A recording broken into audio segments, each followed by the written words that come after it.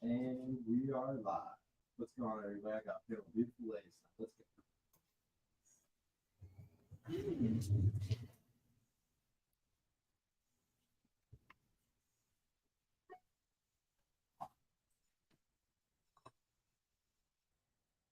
What's up, everyone? Welcome to the Purple Pill Podcast dating show today. We got an awesome panel of ladies tonight. Go ahead and like the video on y'all's way in, please.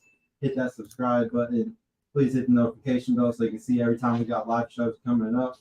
Follow us on the podcast Instagram as well, and go add these beautiful ladies right now because they drove all the way out here and they're tagged on the Instagram story. So go show them some love. We're now live to Facebook, Twitch, Twitter, and Rumble and YouTube all at the same time. If you want to show some support, you can do that by hitting the join button right under the video right now, or you can always send us some super chats if you have any questions for the ladies tonight. We're on all audio platforms as well, guys, to Spotify and Apple Podcasts. And check out our Discord, which is linked below if you want to join a group of guys and you want to talk about some stuff and get some free game. Go subscribe to our Purple Pill Pod live channel as well, guys. And also check out our Purple Pill Pod Clips channel if you want to just check out the clips. We got Donnie in the house tonight. Shout out to the best producer. Yep. And guys, if y'all have any issues with the internet or video or anything, I know that we've been having a lot of lag and stuff. We've reset everything a couple times now, so hopefully we got no more issues. But let me know if y'all see any so we can get it fixed if we can. But yeah, to start off, ladies, we just like to learn what's your name, your age, your education level, what you do for work, and your relationship status. Shout out to somebody that's coming back for the second time. I appreciate that. Or is this your third time? Is it your second or third time? Second time. Okay. Well, we're gonna start on this side then, with your friend. What's your name, age, education, what do you do for work, and your relationship status? My name is Sasha. I'm 27. Education. I work in refineries. What was the last one? Relationship status. Relationship status. Single. You're single? Yeah. What kind of single? Single, like single. You have no guys that you're talking to at all? I mean, everybody got at least one person if they want to cook them. They can call them. Okay, so you're not. So you're just single. So like, how we say is there's single, and there's single. So like single is like you're not sleeping with anybody at all. That means like you're celibate. Single is just like what you just said. You're yeah, just I'm single. Yeah, you're just single. What about you? We always up, guys. We're always up as City Boys. What about you? Thank you for coming back. Well, you know. Oh, my education. I went to college. I went to the system.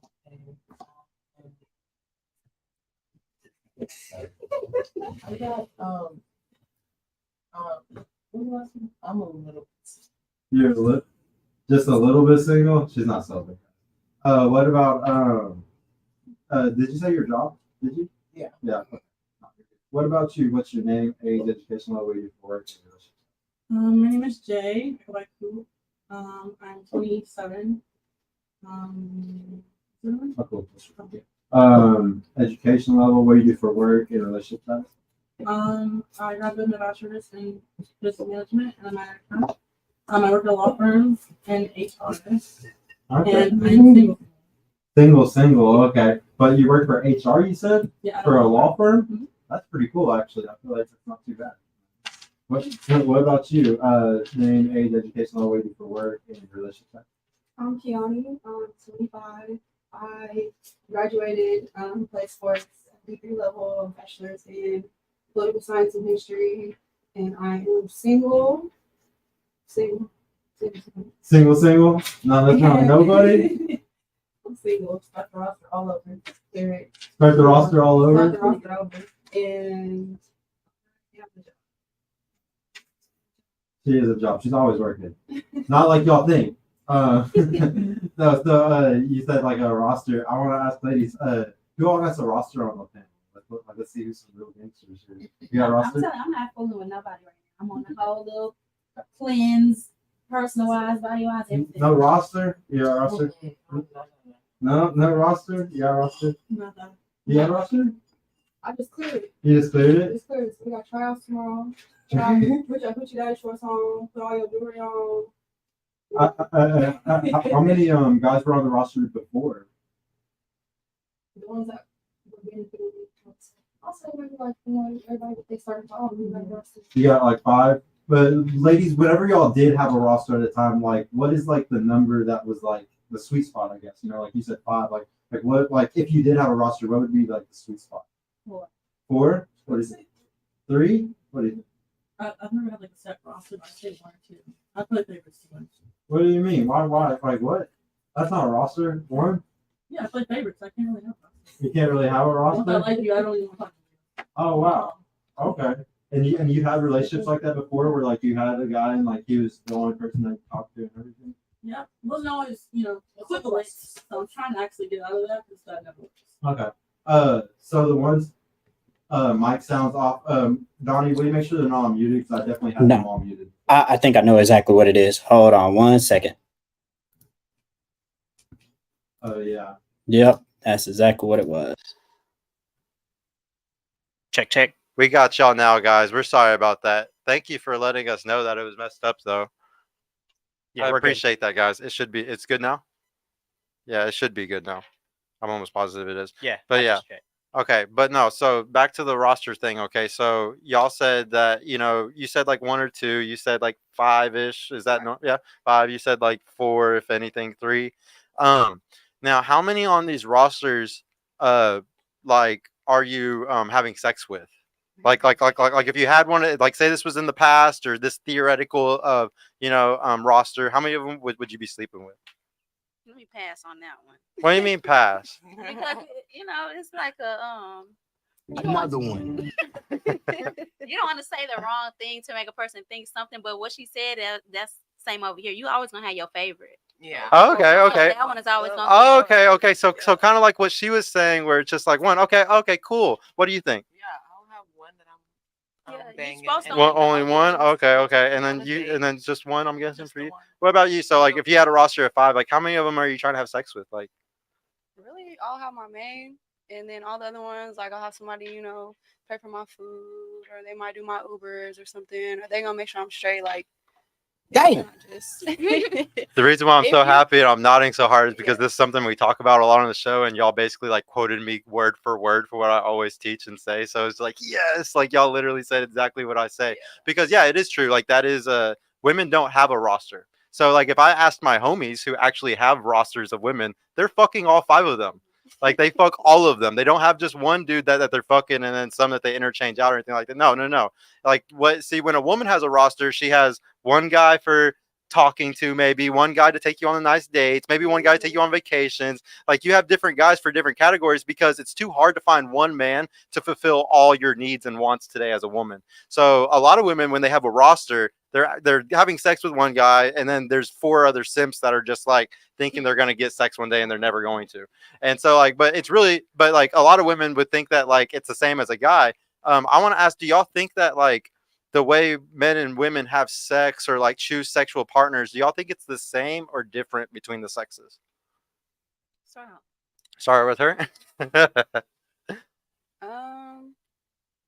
I would say, like, from a female perspective, it's more of like when you have a connection, and I feel like men more just do it just because they can, or it's easy for them, or like anything, they'll do anything just because it's female.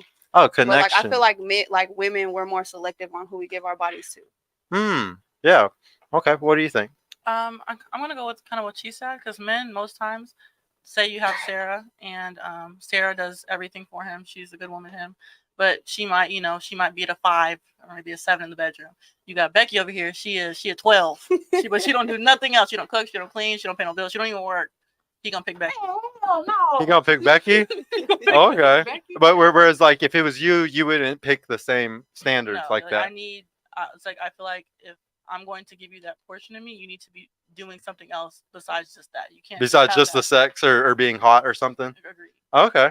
What do you think? Do you think there's a difference between men and women when it comes to like our sexual choices?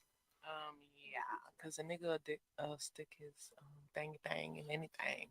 In anything? Mm-hmm. In anything? It's What do really you a 50-50 because you got females. I'm assuming everybody on the same page where we really would like to have a connection with that person. But we done all hung around some hoes who'll fuck anything. You got some bitches like that too. So Oh yeah, but yeah, Coming yeah. off There's them definitely streets. some women like that. I gotta ask though, women that are like that, because like we're all kind of agreeing that like most women are like how y'all are saying right now, you know, kind of the opposite of guys in a way. Do y'all think like what women that are like that like to sleep around as much as dudes, just from y'all's experience, because y'all might have a homegirl that's like this or somebody in your family or something. Why do you think they're like that? Like, is there some specific thing you noticed in their past or in their life that you're like, that's why she's doing that shit? Like that one dude that screwed her over or whatever it is. Like, if y'all have an example that y'all can give, what do you think? Like, why do you think a woman ends up sleeping around like a guy like that? I would say she done got played too many times. Played too many Yeah. times? Facts. One too many Facts. played? What do you Yeah, think? something like that. Something like that. What do you think? I have a perfect example. I'm not gonna say her name. Good friend. But she was due to be married to somebody, and the dude pretty much left her at the altar.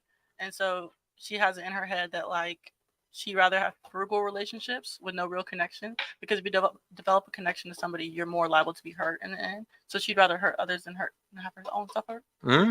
But she's actually met good men that wouldn't do that. But because the risk doesn't always outweigh the rewards, she wouldn't even risk it. Wow. One crazy ass bitch. This is actually something that I bring up all the time because it's the biggest cycle that a lot of single women or not single, but with women in relationships are in, or even some single, but like that cycle of exactly what you just said. You gave all your devotion to somebody when you were young, and obviously that guy wasn't ready, because young men usually aren't ready when they're young. And then when he breaks it off and he ruins it, you're just like heartbroken. You're like, this hurts so bad. I'm never going to let another person let me feel this way again. And every relationship after that, you're always going to want to have the frame or like the leverage in it. You want to be like the boss in it, because if you are, you're never going to get hurt again. You're never gonna have to worry about it. But that's crazy because she's just choosing to stay single. A lot of women will just still choose to date, but she'll choose to date weaker men. So then she's always in the higher leverage It position. gives her the sense of control. Yeah. What about you? What was the original question? God damn, I knew this was gonna happen tonight, guys. If you know of any Oh yeah. girl that Yeah. sleeps around. Do you know of any girl that has like had to sleep or that sleeps around like men do? And like, why do you think she did that? I would say, like y'all are saying, like maybe they got hurt in the past and now they're more so just like, I'll just do whatever I want. Like, why can't I do it if men do it all the time? Like, I know there's some that do it that way. Like, what's wrong if we can't do it? Or like, double Like a standard for vengeful men. double standard kind of Right. look at it. Right. That's actually a good thing to kind of bring up. Do y'all think that there's like a double standard when it comes to this? Like, like men can sleep around and like women, like, and they don't get shamed, but women do get shamed for it. Like, would y'all agree that there's a double standard there? Of course. Yes. That's not even the question. that's more fair, I guess you can say. Yeah. So why is it, in y'all's own opinion, why do you think there's a double standard here? Like, why do you think that women get shamed and men get uplifted for this? Because we're women. Because we're women. But like, is there more of And- like a deeper reason, or you just think it's just women bad? I Okay. think, I'll Go answer ahead. first. Go ahead. I think just in general throughout like the times, men have always, been set a precedent that women have to be a certain way in order to be marriageable or to have a successful relationship. And when they're not like that, and women don't bend the knee and they're not a certain way to appeal to the man or meet the men's demands, they become they become less what's the word I'm looking for? Desirable. Okay. And so it's kind of a way to keep women in their place. But if we're being honest, most women love sex more than men. But it's frowned upon simply because maybe we can have children or, we can get away with certain things that men can't. Uh-huh. But Yeah. if the roles are reversed and men have birth control and women didn't, I guarantee they would not think that way. If women had more control and men didn't, then No, if men could get pregnant and women couldn't, I guarantee they wouldn't think that way. oh yeah, but as long as They would men, not be dipping and dabbing and double dipping. as long as men can't get pregnant, though, we're definitely living in a very like sexist double standard world, though, because we're completely different things. Why do you think? Can you give like a specific reason why you think it's that way? Men and women being Okay. judged differently on that. So, I think I have this conversation with a lot of my guy friends, and they say they're not more valuable whenever they get older and want to have kids or want to get married. Like, you're used, or nobody wants to message you because you've been doing all this and that. But it's like, y'all do it, so why do you think somebody want to do it for you? But when women do it, we're undesirable and we're hoes and nobody's gonna want us. Type of thing. Well, just on the men perspective. But okay. Me, I'm pro. Do whatever you want to do, baby. If you want to do that, go ahead, live your life. That's just me. Just based off your example, really quick, I want to pivot and ask something really quick. Do y'all think that a guy with kids is more attractive or less attractive? Just y'all personally. I It would depends say how many kids. It's Depends how like- many. Okay, yeah, but to but me- if it's just one or two, maybe yeah. I go One, by how yeah. many baby mamas he got. But Right, what's the, one we'll, kid. we'll say for example, this is just one. This guy has just one. One is good because One's it okay. gives him like a sense of responsibility, especially if he like active in the kid Yeah, it life. depends on how he is with that child. Okay, what do you think? Would No. you don't think it's attractive? Not at all. To see a man in dad mode, that's kind of Yeah, cute. that's just like It's What do you think? I would say if you're actively in your kid's life, if you're a deadbeat, no, I can't No, even yeah, look your way. deadbeat. But like if say like you- yeah, it's all the if good you things. do something for your kid, making sure like, okay, you looking good. Be It's a little ready, attractive. But it would be not attractive to you at all. it's kind of a double-edged sword. So it would be attractive to see him taking care of his responsibilities, but only because I grew up in a traditional household. I wouldn't want to be with someone if their first kid was my first kid. That's Okay. the respect thing. Yeah. Yeah, no, and I totally understand that. Now, do y'all think it's the same for a woman? If a woman has a kid, do you think she's attractive to other men? Men love Yeah, to be stepdaddy. Yes. Yeah, Men one. love Yeah. to be We stepdaddy. are Okay. Yeah. clearly seeing that, yeah. Y'all think so? What I want to know though is like, would y'all say that it's like their first like the guys that those women get, is it their first choice or is it sometimes like the woman's second, third choice? Like, are we talking like these women that are baby mamas are getting like the hottest guys, like the really good guys, or are they getting kind of like the shit end of the deal, like the second, third string? I feel like they go for them. Like, to all the baby mamas, don't come for me. I feel like they feel like it's easier to get them. It's easier. Like, I feel Once like you the have women a with all kid? the kids, they feel like, okay, it's gonna be hard for me to get the man I want, so let me get what I can get. It depends too on how many kids the lady got. It Yeah. depends how many men. If it's just one, we're gonna say for this example, If you just just one. have one, I still got the pick of the litter, You think even if I only got one kid. you're Like, I'ma you're still- I gonna can easily get still like a really good guy? I can still get a man with no kids making Facts. this much money. Yeah. Okay. But if I got like 2, 3, then Yeah. might be a little What do you think? I feel like it solely depends on the actual personality of the woman that has the kid.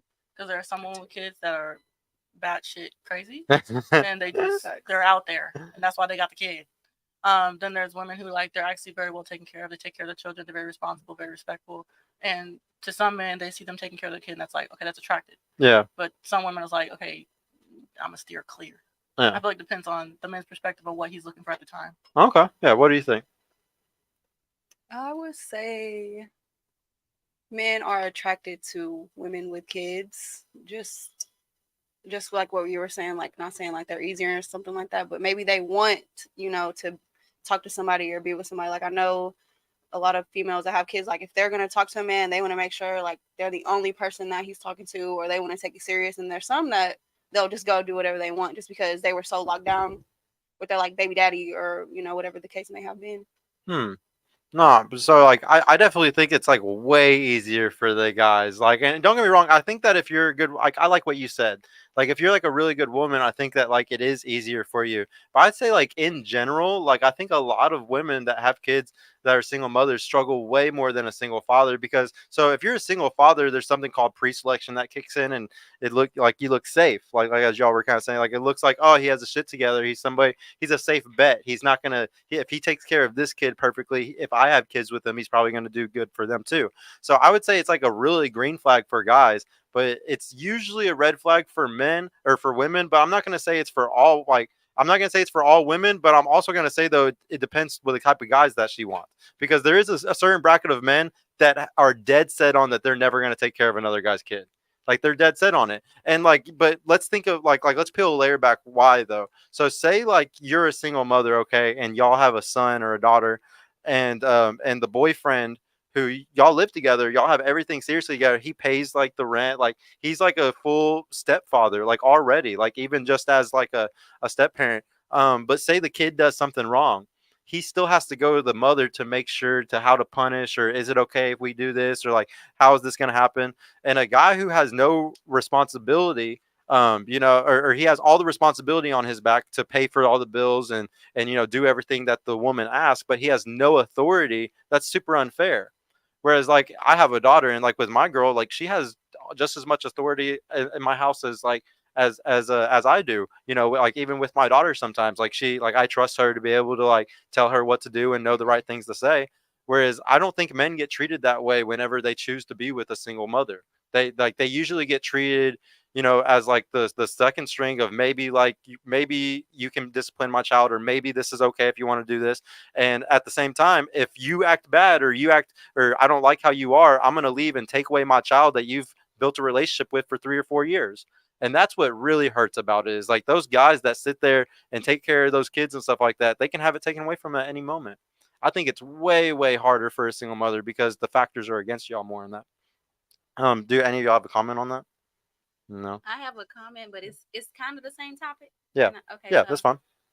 I think it's easier for a female. The to date TV a turned guy- off, Donnie, by the way. I think it's easier for a female to date a guy with kids because we don't have to see them kids every day. Mhm. Dudes don't. Most of them do not have their kids every day, but for y'all, you gonna have to see that child every day. Oh, fuck them kids. Yeah. So that's way more harder on y'all. Yeah. I don't know why it turned off. That's weird. I wanted to ask, well, I can't remember what the last question was that like before I had asked that, but when it comes to like guys cheating and like you know, like we were talking about like the sex thing between men and women, are y'all gonna judge if y'all had a guy that had a high body count and like say like y'all go on like your, I don't know, 5th date, we'll say, and he's like, I want to be honest with you, I've slept around a lot, I had a hoe phase, I'm past my hoe phase, it's not a big deal anymore, I want to settle down. Is that gonna affect the way y'all see him at all? What if he had a hoe phase? Yeah, if he was a guy with a I hoe feel phase. like all niggas is hoes. You think all guys are hoes? Yeah. Do they ever get over the whole phases? Do they ever get over the hoe phase?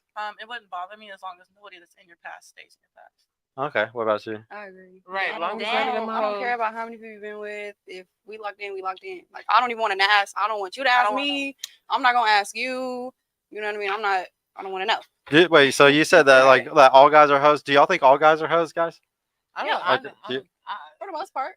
I feel like every 90 guy I feel at like some point all the dip some dabs in cute hoe ones. hodness. All the cute All ones? the cute ones. Here, are what do y'all think the average body count is for a guy in America? 150. hoes. What do you think it That's a is? good- I would that's a say good at least number. over 60. Over 60? What do you think Definitely it is? at least 100.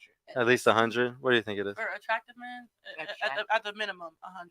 For the average For man. the average For the man. average man? Yeah. Average man, 100. for sure. 100? 100? We're talking What's, about our age, our age, What right? what we're saying like across all brackets, like just the average number for all men, you know? About 100, but 50 to 100, somewhere around there. What do y'all think it is for women? If guys is around there, what do y'all think women is? A third. A third? What do you think? Yeah. Wait, no, a third of 100 or a third So, of well, yeah, whichever one. Like, give me a number if you can. Sorry, give me a number. maybe like 10. You think the average is 50, or what did you say for guys? 10, 15. I'm gonna say about You think women's is about 10 and men's is about how much, you think? we're gonna say I'm Yeah, gonna I'll say say 80. average 10 I'll to say 20. 80. 10 to 20. Yeah, 10 for the 10 men, 10 to yeah. 20. 10 to I'll 20 say is that. good, right? 10 to 20? 10 to 20. For women, 10 to 20? 10 to 20? But guys, anywhere from 50 to 100? Yep. Yeah, plus. y'all- So what do you think? Cause you smiling 100 like plus. a what lot of you y'all think? don't really got no standards. So, like, I really if we look at, like, the actual studies, it's really bad. Like women is only, like, 6 and men is only, like, 7. So, like, so I know why y'all... So like I know why y'all all said like 50 to 100 for men, and it's because the type of men that y'all fuck with maybe have those type of numbers. But if we look at the statistics, 33% of men in between the ages of 18 and 30 are virgins and or haven't had sex this year. So most in between the ages of 18 and 30. What was a survey? The Americans. He must have did This was from whatchamacallit, the God, I can't remember. I can't remember. Like the CDC. So like whenever they they do these studies though, we find out that basically like there's like 10 to top 20% of men that like get all the pussy and get like all the girls, and there's a bunch of losers under that, and all the women are like all kind of going up and like fucking the same guys. So like I would agree, ladies. Most men do have 50 to 100 bodies that y'all fuck with. I agree with y'all. You're right. I want to ask though, is there a certain type of guy that y'all want to like get married and like have kids with one day? But okay, and y'all all said that like a guy with a high body count's not that big of a deal. Well, don't you think there's a little bit of conundrum that like if there's only a few guys that have these high body counts, and then y'all also y'all want somebody to take you seriously and like not run away or not cheat or anything like that, isn't there like a little conundrum where you can't like be picking these dudes to get those like end goals of like the marriage and like the serious stuff? Or do you think that y'all can turn a hoe into a house husband? No, you can't turn nobody into anything whenever he Well, no, get I'm just wondering, like, what do y'all think? Can you? But that's But how no, wanna you be a can't turn hood? nobody nothing. When a man gonna reach the age to where he done with that shit. Okay. Right. So y'all think that if a guy like if he's that type of guy, he's just gonna like get over it at a certain You point? got some that come out of it, then you got some that do it forever. So Mhm. What do you think? Yeah, there's. You don't know? What do you think? Do you think that a guy is gonna get out of that phase at a certain point, or do you think he's gonna No, stay in I, it? oh, Oh, I feel yeah. like if he a hoe, he always gonna be a hoe. You think so? If you Okay. don't You fuck disagree with your friend? 500 hoes, then there's no way. Like What makes you special to make them stop being? exactly. Stop What it. ma- What do you make my think? pussy Yeah. special? it's not You that like it's her, not that her you're and her. no, but it's not What the that it's fuck the is this pussy? female that's making them special. That's what I'm saying. It's not the whatever the fuck you just said. It's him being tired of that. You got niggas that tell you all the time, I'm tired of that. I'm tired of fucking hoes on the weekends. This is that. A lot of people do want to come home to the same person every day. Now, maybe like 10 years into your marriage, you might want to slide out and get something else, but you can take it up with your wife. Some people are down with threesomes, but some people come out of that. That's not an everybody thing. Oh, yeah. What do you think? Can you re-ask the question? Do I you- was listening intently to what you said. What? I lost it again, Do guys. guys come out of their whole Yeah. phase, or do they be hoes Oh forever? yeah. Do you think he's ever gonna come out of it? I coming from having a father who was very much I honestly think that men that are like that, they eventually they do, like she said, they do get tired. Like at one point you're like, okay, I've been doing this forever, like I want someone for me and only me. Now that's not always reciprocated. However, I do feel like men at some point they're like, okay, this is tiring, like this is what I want. But I do believe in karma at the same time. So So you can't do it forever. It's gonna bite him in the ass. You think? yeah, like at some point, like say like you stop too late doing it. When you do meet the person you maybe want to be with, maybe she done dealt with so many yous in her past, she don't want to do that. What do you think? I would say the same, basically what everybody's saying. Like, it's either you do want to be a hoe or you don't. And if you don't, then you'll settle down, have kids. If you don't, you're just gonna be outside for the rest of your life, or you just don't want to get married just because you don't want to be with one person for the rest of your life. And there's dudes that are like that. They just can't be with one person. Okay. Well, I gotta ask this question. I don't want y'all to like describe it at all. I just want to know if you do, just like kind of yes or no. Do y'all feel like you have a short term type of a strategy and a long term strategy? Like there's certain guys that for the short term you're like, you know what, this is okay, and there's certain guys for the long term that you're like, this is what I want for marriage, kids, like long term, like different attributes, I guess you could say. Can y'all say that there's two distinct different things in your brain, or do you think that there's just one thing you're attracted, like there's all these traits that you're attracted to and it's for short and long term? Or do you think it's two completely different things? Like y'all categorize men basically like this guy, he might be good for long term. Oh, this guy though, no, this guy's only short term. Would you say you categorize men in that way, or you don't? On who's long term and short term? Yeah. Yeah, I mean you can about You a few can look at- on a few conversations you could tell. You can Yeah. tell? Okay. What do you think? Yeah, you can tell. You can definitely tell? Who's who and what's what. Okay, so you will categorize them. What do you think? I agree. Energy never lies. You can just tell right away most times. All right. What about you? I would agree, but me, I'm more of, if you're benefiting me, I'm gonna keep you around. If you're not, and if you don't do what you say you're gonna do, I'm not talking to you no more. Period. Okay. No, so like shout out to Dr. David Buss. He's like the biggest author that a lot of my shows based off of. But he's an evolutionary psychologist, and like what he likes to bring up all the time in his books is like men have like a short-term dating strategy and a long-term dating strategy, and women have a short-term dating strategy and a long-term dating strategy, and ours are completely different. Like a guy on short-term will smash, like what we all were saying earlier, damn near anything, right? Like some guys will just, especially if you're one of those guys in the 33% bracket that hasn't had sex in the last year, I think that guy will kind of take anything that comes to him. You know what I'm saying? Like, so because of that, I agree, like that's a guy's short term. But what would y'all say y'all short term is? You're not just going to fuck any dude. There's not just a random dude, ugly dude walks up to you and wants to fuck one night. You're not going to be like, oh, yeah. No, y'all have a short term strategy as well, but it's usually based off of still quality. You don't want to choose some loser. You're gonna, even if it's for the short term, he still needs to be attractive, or he has to have certain things that like have the vibe going. You know what I'm saying? But then for long term, we look at guys, and we'll fuck anything on short term. But what do y'all think it is? So what do y'all think it is that guys want on the long term? Yeah, what's up? Wait, I have a question. Yeah. So do you fuck all hoes the same, or do every bitch get a different type of dick? That's a phenomenal question. That's a really good question.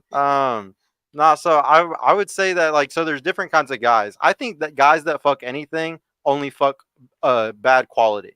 So like I'm the type of guy where like I'm super picky, but it's because I've always had quality. So like there's some guys that brag like, oh, I got 100, but I got 150, or I've fucked all these girls, and it's like, yeah, but how many of them were fat? How many of them were ugly? Like how many of them were on a cold Tuesday? You know, like there's just sometimes it's just not worth bragging about. And I think a lot of guys that brag about their body counts or their numbers, sometimes it's just like, bro, like you're like that's like literally ugly girls. Like I would never brag about fucking ugly girls No, ever. I'm not talking about what she looked like. I'm talking about do you fuck them all the Oh same? yeah. I would say that like we fuck them all the same, yeah, for sure. Like I mean that's for me though, personally. Like I'm going to like always give my all, especially if it's a girl that I'm saying, like I said, I like quality women. So I'm always gonna like give my best shot because I'm fucking but say it's a fat girl, no, I would not give a fuck. Like if there's definitely certain girls that you're like, I do not give a fuck about this. I'm literally just trying to get my nut off and walk away. And then there's certain girls where yeah, you're definitely like, I want her to come back and fuck me. I'm gonna go all out 110% this time. So then she actually wants to come back possibly. That's the only thing. Well, I can't remember what I was asking before that. What was I asking before that? Donnie, do you remember? Nah, I don't even remember, bro. Yeah, He damn. got sidetracked. It was in this category though. I It- never go off category. Long-term you mating strategy. Oh and- yeah, and okay, yeah. I was bringing up. short-term I wanted to ask, what is the long-term mating strategy that y'all? Because I told y'all, short-term guys will kind of fuck anything. Most guys, we're talking in general here. We're not gonna talk about exceptions, just in general. Most guys will kind of fuck anything. Women, y'all are very picky. What do y'all think a guy's long-term strategy is? If a guy's short-term strategy is basically fuck any girl, what do y'all think the long-term that he's looking for is? The woman that he wants to marry, the woman that he wants to have kids with. What's he looking for? What traits? Motherly traits. Motherly traits. What do you think? Somebody that's gonna cook and clean and suck that dick. My honest Every morning. opinion, this is my opinion. I feel like every man wants that first or second female that they was with earlier in their life, and they keep on like they messed up with them, so they keep trying other bitches. But at the end of the night, they still want that person, but they gonna settle for whoever they can get. Oh, so that's really cool. You know what that's called one-nitis. And like it's actually a term. Like there's a term for it because guys do have one-nitis. But what you kind of just said though, I really think was really projected from a woman's point of view. Because what you Facts. also kind of talked about was more being alpha widowed. Because when a guy has one-itis, sometimes he has one-itis for a girl he hasn't even had sex with yet. Sometimes he has one-itis for a girl because she was the only one that like actually loved him or something. Like every other girl has always been fake. But for the most part, guys usually like I coach a lot of guys who have one-itis, and usually it's girls that they haven't even fucked yet, honestly. So, but women have something called alpha widowed though. And that's what I think you're kind of projecting right now because women do have that. Like you will have a guy that in your first 2 or 3 times or something, and he gave you such, maybe he had such an amount of money. He took you to Dubai. Maybe he was so tall, his dick game, his kiss, everything about him was so fucking special. He was such an alpha in so many different categories that no man that comes from that point on is going to be able to like outdo him. And that's called being an alpha widow because like that guy widowed you. He made it to where there's not another man that can like make you this happy again. And that is definitely an extremely common thing in women today. I see it all the time on TikTok. All the time I'll see on TikTok like a woman crying about how she had this dude and she's just all heartbroken. Something usually it's a guy who's already married to someone and he already has a family and kids and shit, and he's just like kind of sleeping with other girls. And that's how he really easily alpha widows other women because he'll give them some amazing trips or something like that and be like, sorry, honey, I have a whole family and wife. Like you're just a side piece. And like, that's what really alpha widows some women sometimes. It just depends. But yeah. Sergio, I got a question about that too. Like, going back to the one-itis thing, and you make a great point about men would have one-itis for a girl they've never been with. Would you say it's the same with women though too? That they would have one-itis, for example, like we usually have. Let's be honest, fat hoes that be on the panel talking about that they're tens and they're not selling for anything less than a dude that makes 300 something K. Maybe they might have had a one opportunity that they were in a section with the dude. So now they got this same one-itis like, oh, I deserve a guy like this because I sat in a section with them. So I must be a fucking 10. Do you see that happening as well? Yeah. What do y'all think, ladies? Do y'all see that there's a lot of women that maybe get opportunities with certain guys that are way out of their league? We see. Yeah. Yeah, Yeah. I'm sure it happens. But I know the guy, and he go for girls who are not as because they gonna do whatever the fuck he tell them. Mm-hmm. They gonna give him his check. He goes for the Mhm. adjustable 7, guys, as I teach. She gonna do everything, anything that he tell him because Yep. she's just gonna be so happy to say, "Oh, this is what I have at home." Right, And this them my be, you see man. them be the ones that get pregnant. Would you say that there's women that or there's women that kind of date out of their league a little bit? Have you seen women like get guys that are a little bit higher than them, you say? I've seen women get men like that, but never been able to maintain or hold on to them for very long. Really? What do you think? I would just say like they're easy. Like They're- just because they know that they can do it, they're just gonna do Right. it, and they idolize the man. Like they want a groupie to be around. Like Talk closer to the mic. they want a groupie around. Yeah. Like, they want somebody to make them feel like they're just Yeah. so up here, and you know the person, and you're like, man, you ain't shit. Yeah, no. So wait. So I want to finish. We're gonna do who's the prize. Don't let me forget to do who's the prize after this. But I wanted to finish the last question about the long term thing. Do y'all think? Wait, what was the long term You question? asked about the characteristics. I was basically Yeah. saying he don't have any. He's just gonna keep going for what he had. Okay. What do you think the characteristics of the or what is the long term guy looking for in a woman? Oh, you already said motherly, right? Yeah, someone's motherly that's gonna take care of them. Really. Okay. What do you think that long term guy is looking for? I'm not gonna lie, I've asked a few of my guy friends this question, and they said the same three. They all said the same three things: peace, someone that loves them like their mother, and good sex. Maybe good food, but if she's good at the other three things phenomenally, she really don't need to know how to cook. Silence, sex, and sandwiches. Silence, sex. Yeah, just remember the 3 S's. What about you? What do you think? The long term. Yeah. What's he looking for a long? If he fucks almost anything short term, what's he want the long term? Long term, I think he would just want somebody that will give him some kids, because men be like, I want 5 kids, or they want kids if they don't have any, or like I said, they want peace, or they want somebody to take care of them, take care of the house, All the traditionally stuff. Yeah. No, and women like or ladies, the reason why they like want those things is because it's really hardwired in us. Like we always for like 100,000 years, whenever we were like still talking as cave people and shit, like our only way to know if a woman was good for us to like have kids with and stuff was based off of youth and fertility. Like youth was directly fertility. Like youth equaled she still has eggs, so I can have babies with her, So like that's why youth is a really big deal to men, and it's always been that way. Because if you end up with a 35 or 40-year-old, back in the day, and like she doesn't look young, then that means that you're not going to be able to have children with her. So it's like that's why youth is a really, really big deal to men. I wanted to ask, what was the thing that I just told you I wanted to bring up? The prize. The prize, or not the prize. I want to ask who should chase who.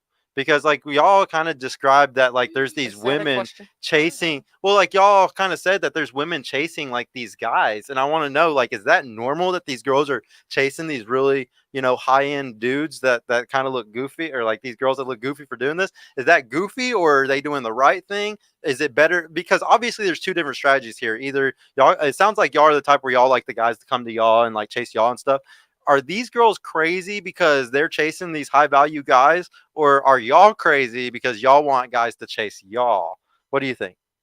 I'm not chasing no dude. You're not chasing no dude? I ain't chasing shit. No. What am I chasing a man for? He's Wow, supposed to be the provider and the leader, and he's supposed to show me where to go. Why am I chasing you? So are you asking for like regular females, or are you talking about the? You talking about the ones that can't get nothing what they can. Any woman can get some. Any woman can get sex. No, like No, I'm we're saying, not are talking you? But she talking might be a about- pick me if that's what you mean. You talking about regular females or the girls who go for celebrities to take? No, care of I'm them? talking about regular Regular girls females? because y'all were kind of giving me examples of girls that y'all Yeah. know that chase men a little bit. Like I just want to know, because there's clearly 2 different strategies here. There's some women that chase certain guys, and then there's some women that do like what y'all are kind of talking about, where like y'all want a guy to come to you. To me, Which one's that's- better? To me, that's goofy. That's like when a bitch proposed to a man. That's weird. Yeah, Girl, That's what what's you weird. doing Yeah, out here? oh. Yeah. Okay. Yeah. What Oh. what do you think? Oh, Yeah. I'm the tequila, not the lime. I'm not chasing nothing. I'm not doing that. That is beneath me. My Okay. father did not raise me that way. That's Okay. sick. What do you think? I don't gotta chase nothing. I just gotta be in the presence of something, and it be at the gas station, it be at the store, it could be anywhere. Like you What if- gonna get attention. What but if he's a it's- top 1% man? We're talking income, height, sex, everything about this man. He's a 1% man. Would y'all all still have that same feeling? Yeah, money. Like don't like that guy still needs to be chasing y'all? Yeah. Yeah. I'm gonna look at you, and then Yeah. if you don't, I'm gonna give you. I'm that just look. making sure. Yeah. You'll always be the man. So. Yeah. Okay. No. Well. Yeah. Yes. You like signal. You'll do like the ear signal or something. Like, come I'm on. going past you like this, and if I go like this, Yeah, You yeah. don't get the hint. Oh well, that's tough. Right. Yeah. It just ain't meant to be. Oh, okay. Dang. So let me twist it up a little bit. Okay, let's say he sends the signal. Okay, or say like he asks y'all out, y'all go on a date and everything. After the first date, oh, party foul. But like say like after the first date and stuff, he did everything, like he chased y'all like y'all wanted, he took you to the nice place and everything, but afterwards he's not texting you or nothing. Would y'all chase a little bit then? It's not Like chasing if you and once text again, them. we're talking about a top 1% guy. Like he's a top 1% guy, and he took you on a really good date. He chased you first. He set the date up and everything. But then the whole next week, this motherfucker's not texting you. Are y'all gonna text him first? You blocked. No, You what blocked? you mean But all I'm next telling week? you though, he's a 1% guy though. I I want don't y'all to give a- realize that he's a 1% So man. you don't fucking care all what these he You don't- you don't- hoes, you don't so care? we don't need to be You're not talking. gonna text him? I just feel like if you're in the 1%, and if you take me on a date and then you don't hit me up after that, you basically wasted my time. Okay. And that just lets me know you have enough money to have bitches in different area codes, and I don't need you anyway. Okay. Right. I would say if I text once or twice or call you once or twice, or like my text might be like, "So you hate me?" or like, "Damn, you Yeah. don't miss me." You gotta play with him a little But after bit. that, you block. It's over. I'm unfollowing you on Yeah. everything. I'm taking you out to close friends. I'm doing all that. So, ladies, I will agree with y'all big time. That we were talking about short term, long term. So everything that y'all described for y'all's long term dating strategy is absolutely the best long term strategy, because if y'all chase one of those top 10% guys, like y'all's friends, and y'all end up doing something like that and end up in a relationship like that, that guy is more likely going to leave you after you have the baby or find another girl, because he's the type of guy where obviously if he's having the pick of the litter, that means that he has a lot of women coming to him. So that's why she's struggling so hard to get taken seriously. So I would agree with y'all that y'all's best strategy is to not chase, but I would say that the best relationship and the healthiest relationship is whenever y'all are going to the guy. And I'll explain to y'all why really quick. I'm guessing y'all all think women are the prize, right?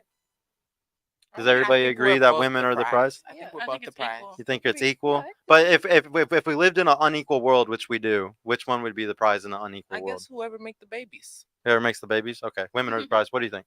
Technically, the men make them, and they, yeah. But I think it's equal. You think it's equal? 'Cause I But feel like like say we live in a crazy dream Okay, world. if I had to choose the Yeah. woman, The woman? Okay, what do you think? I might be scolded for this, but I'm gonna say the man, only because like women get to date who they want, but men only get to marry who they want. So women don't have that courtesy of choosing, unless you just bend the knee and bow, and I'm not doing that. So No. You hit one of my stillmans. What do you think? I would say both, but in cases, men could be the prize. That's cool. Like you provide, you do everything. You could be the prize. You just, adding on to that. And women, you could be the prize because you could bring everything to the table, things like that. I would say, like, if y'all want a top 10%, top 20% men, which, wait, let me ask this really quick, ladies. What income of a guy do y'all want? Like the guy y'all are going to get married to one day, what do you want his income to be? Rich. more than mine. Like, give me a more than number. mine. At least double. At least double? Like what? Like, yeah, just give me a number. 100, 150, 100, 200, 225. 220. What do you think? What does it need to I be? can't even just give no number. Just say 100, like 100 minimum? I'm gonna Six say figures. 90, yeah, 95, 80. I want to say 200 at least. Okay, 200. What do you think? whatever requires me not to work. Okay. No, Facts. period. I Because need if me I, a, Which would I be about need 100, to be a 100. housewife. Right now, 150. Yeah, in this. I need me a millionaire. I ain't gonna lie. You need a I millionaire? need me a millionaire. A million a year? What do y'all think is like the percentage of somebody who just makes $100,000 a year, which is less than what y'all all asked for? Like how many percentage of men in America make 106 figures? I can't get no percent. You have no idea? What do you think? If you could just guess. Yeah, just throw a number out if y'all can. It's Maybe not 10, 30, 40%. 15. About 40%, you think? 40? 30, 40%. 30 or 40? What do you think? Maybe 40. 40? What do you think? Make over 100. 15. Yeah, Oh, like guys, over guys, 100. only guys that make Guys? over Over 6 100. figures. Over 6 figures. Yeah, so yeah, about 20, percentage of about men that 15, makes 20%. I think you said like Yeah, under 15. 15, 20% make 6 figures as men. What do you think? I think that's a. A lot of these niggas is I don't bums, know. I would so say 50 maybe. a majority. 50? I What do you can't think? say it's that many. But you got to think about the niggas you fuck with. You don't fuck with all races and That's other. Yeah, he's talking about the world. I Yeah. don't fuck with all races. So shit on me. 50, 15, 20. What do you think? Percentage of men that make 6 figures. We're like 50, 60. 50 or 60? Okay. So you're on point. It was 15%.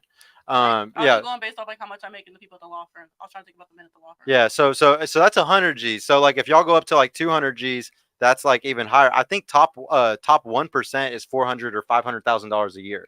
So like you're shooting for higher than top 1%. Y'all also got to remember in that 15% of guys over 6 figures, a lot of them are fat, ugly, short, Maybe married already. weird, yeah, married already. Like there's a How they like come there's through all all those. day. So like when we actually look at the numbers of those guys that are making 6 figures, you're looking at less than 2-3% of the ones that y'all actually want to mess with. Okay. But So how- I just wanted y'all, huh? I just wanted y'all to understand the numbers though really quick before I did this next part because you know like I want y'all to see like y'all said mostly you know women are the prize.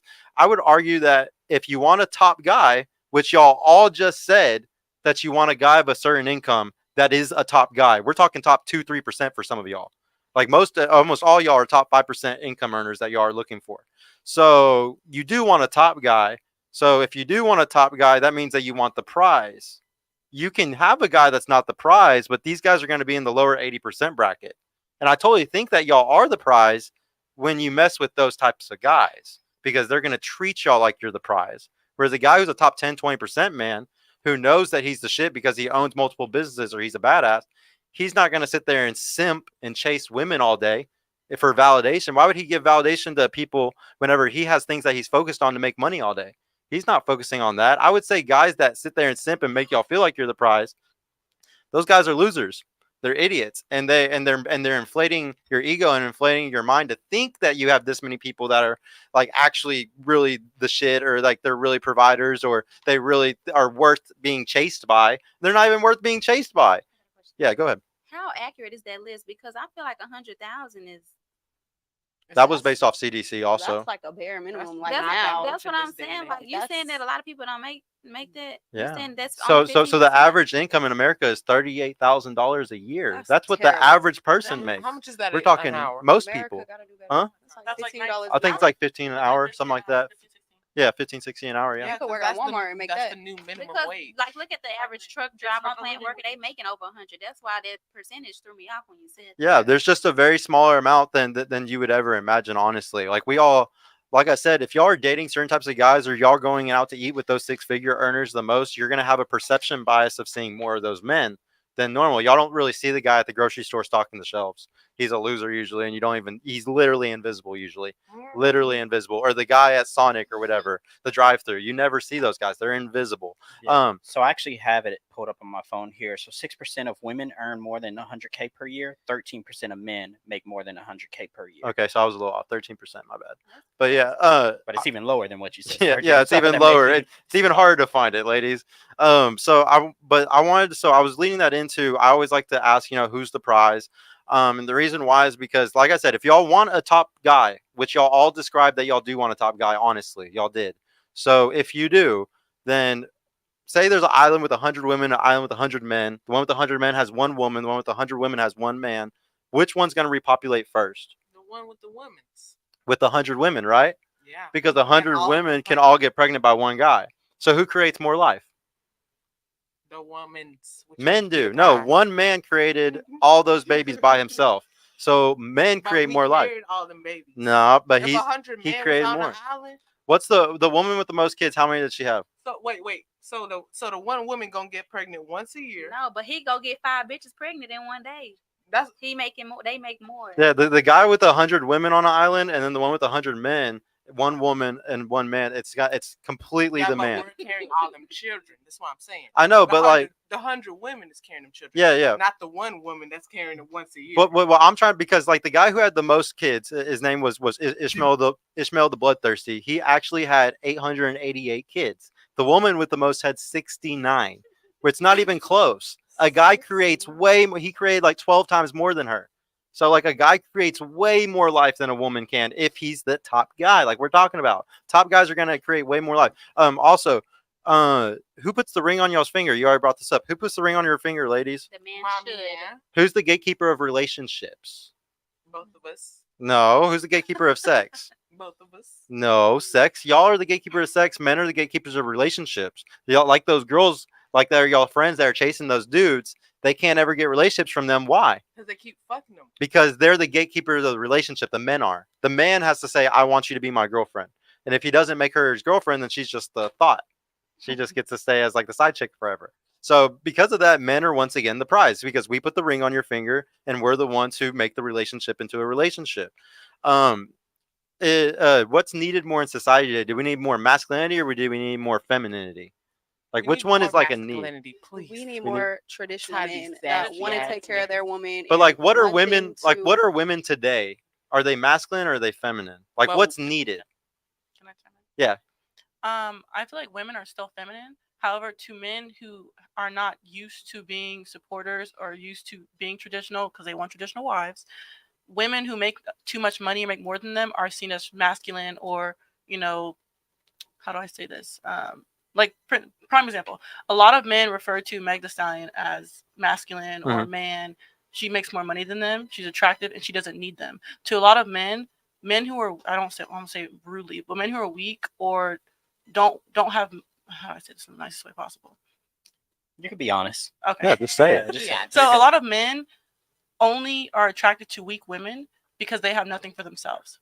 And a lot of women who work hard, have full-time jobs, or, you know, have their own shit are seen as masculine because they're not as easy to manipulate and control. Are they seen as masculine or do they act masculine? Like, is there certain traits that are masculine traits and there's certain traits that are feminine traits? I actually had this conversation the other day. But why do they act masculine? I can, Yeah, no, I can talk about that, but I want to ask, you know, can we just, you know, have a general agreement of, do you think there's masculine and feminine traits? If we can agree on that, then we can agree. I can agree with that. Traits, yeah. Oh, okay. So then we can agree then that a woman can pick up certain traits that are considered masculine traits, and they're all type A personality. There's type A and there's type B. Type A personalities are people who work. You have to be aggressive. You have to be a go-getter. That's all type A personality, because to be a successful business person, to make money, you have to be a type A I personality. completely agree with So that. like women who are masculine, it's not a like what's crazy is that it's taken so like offensive when it's just stating in general how it is, like how you're acting. And there's nothing,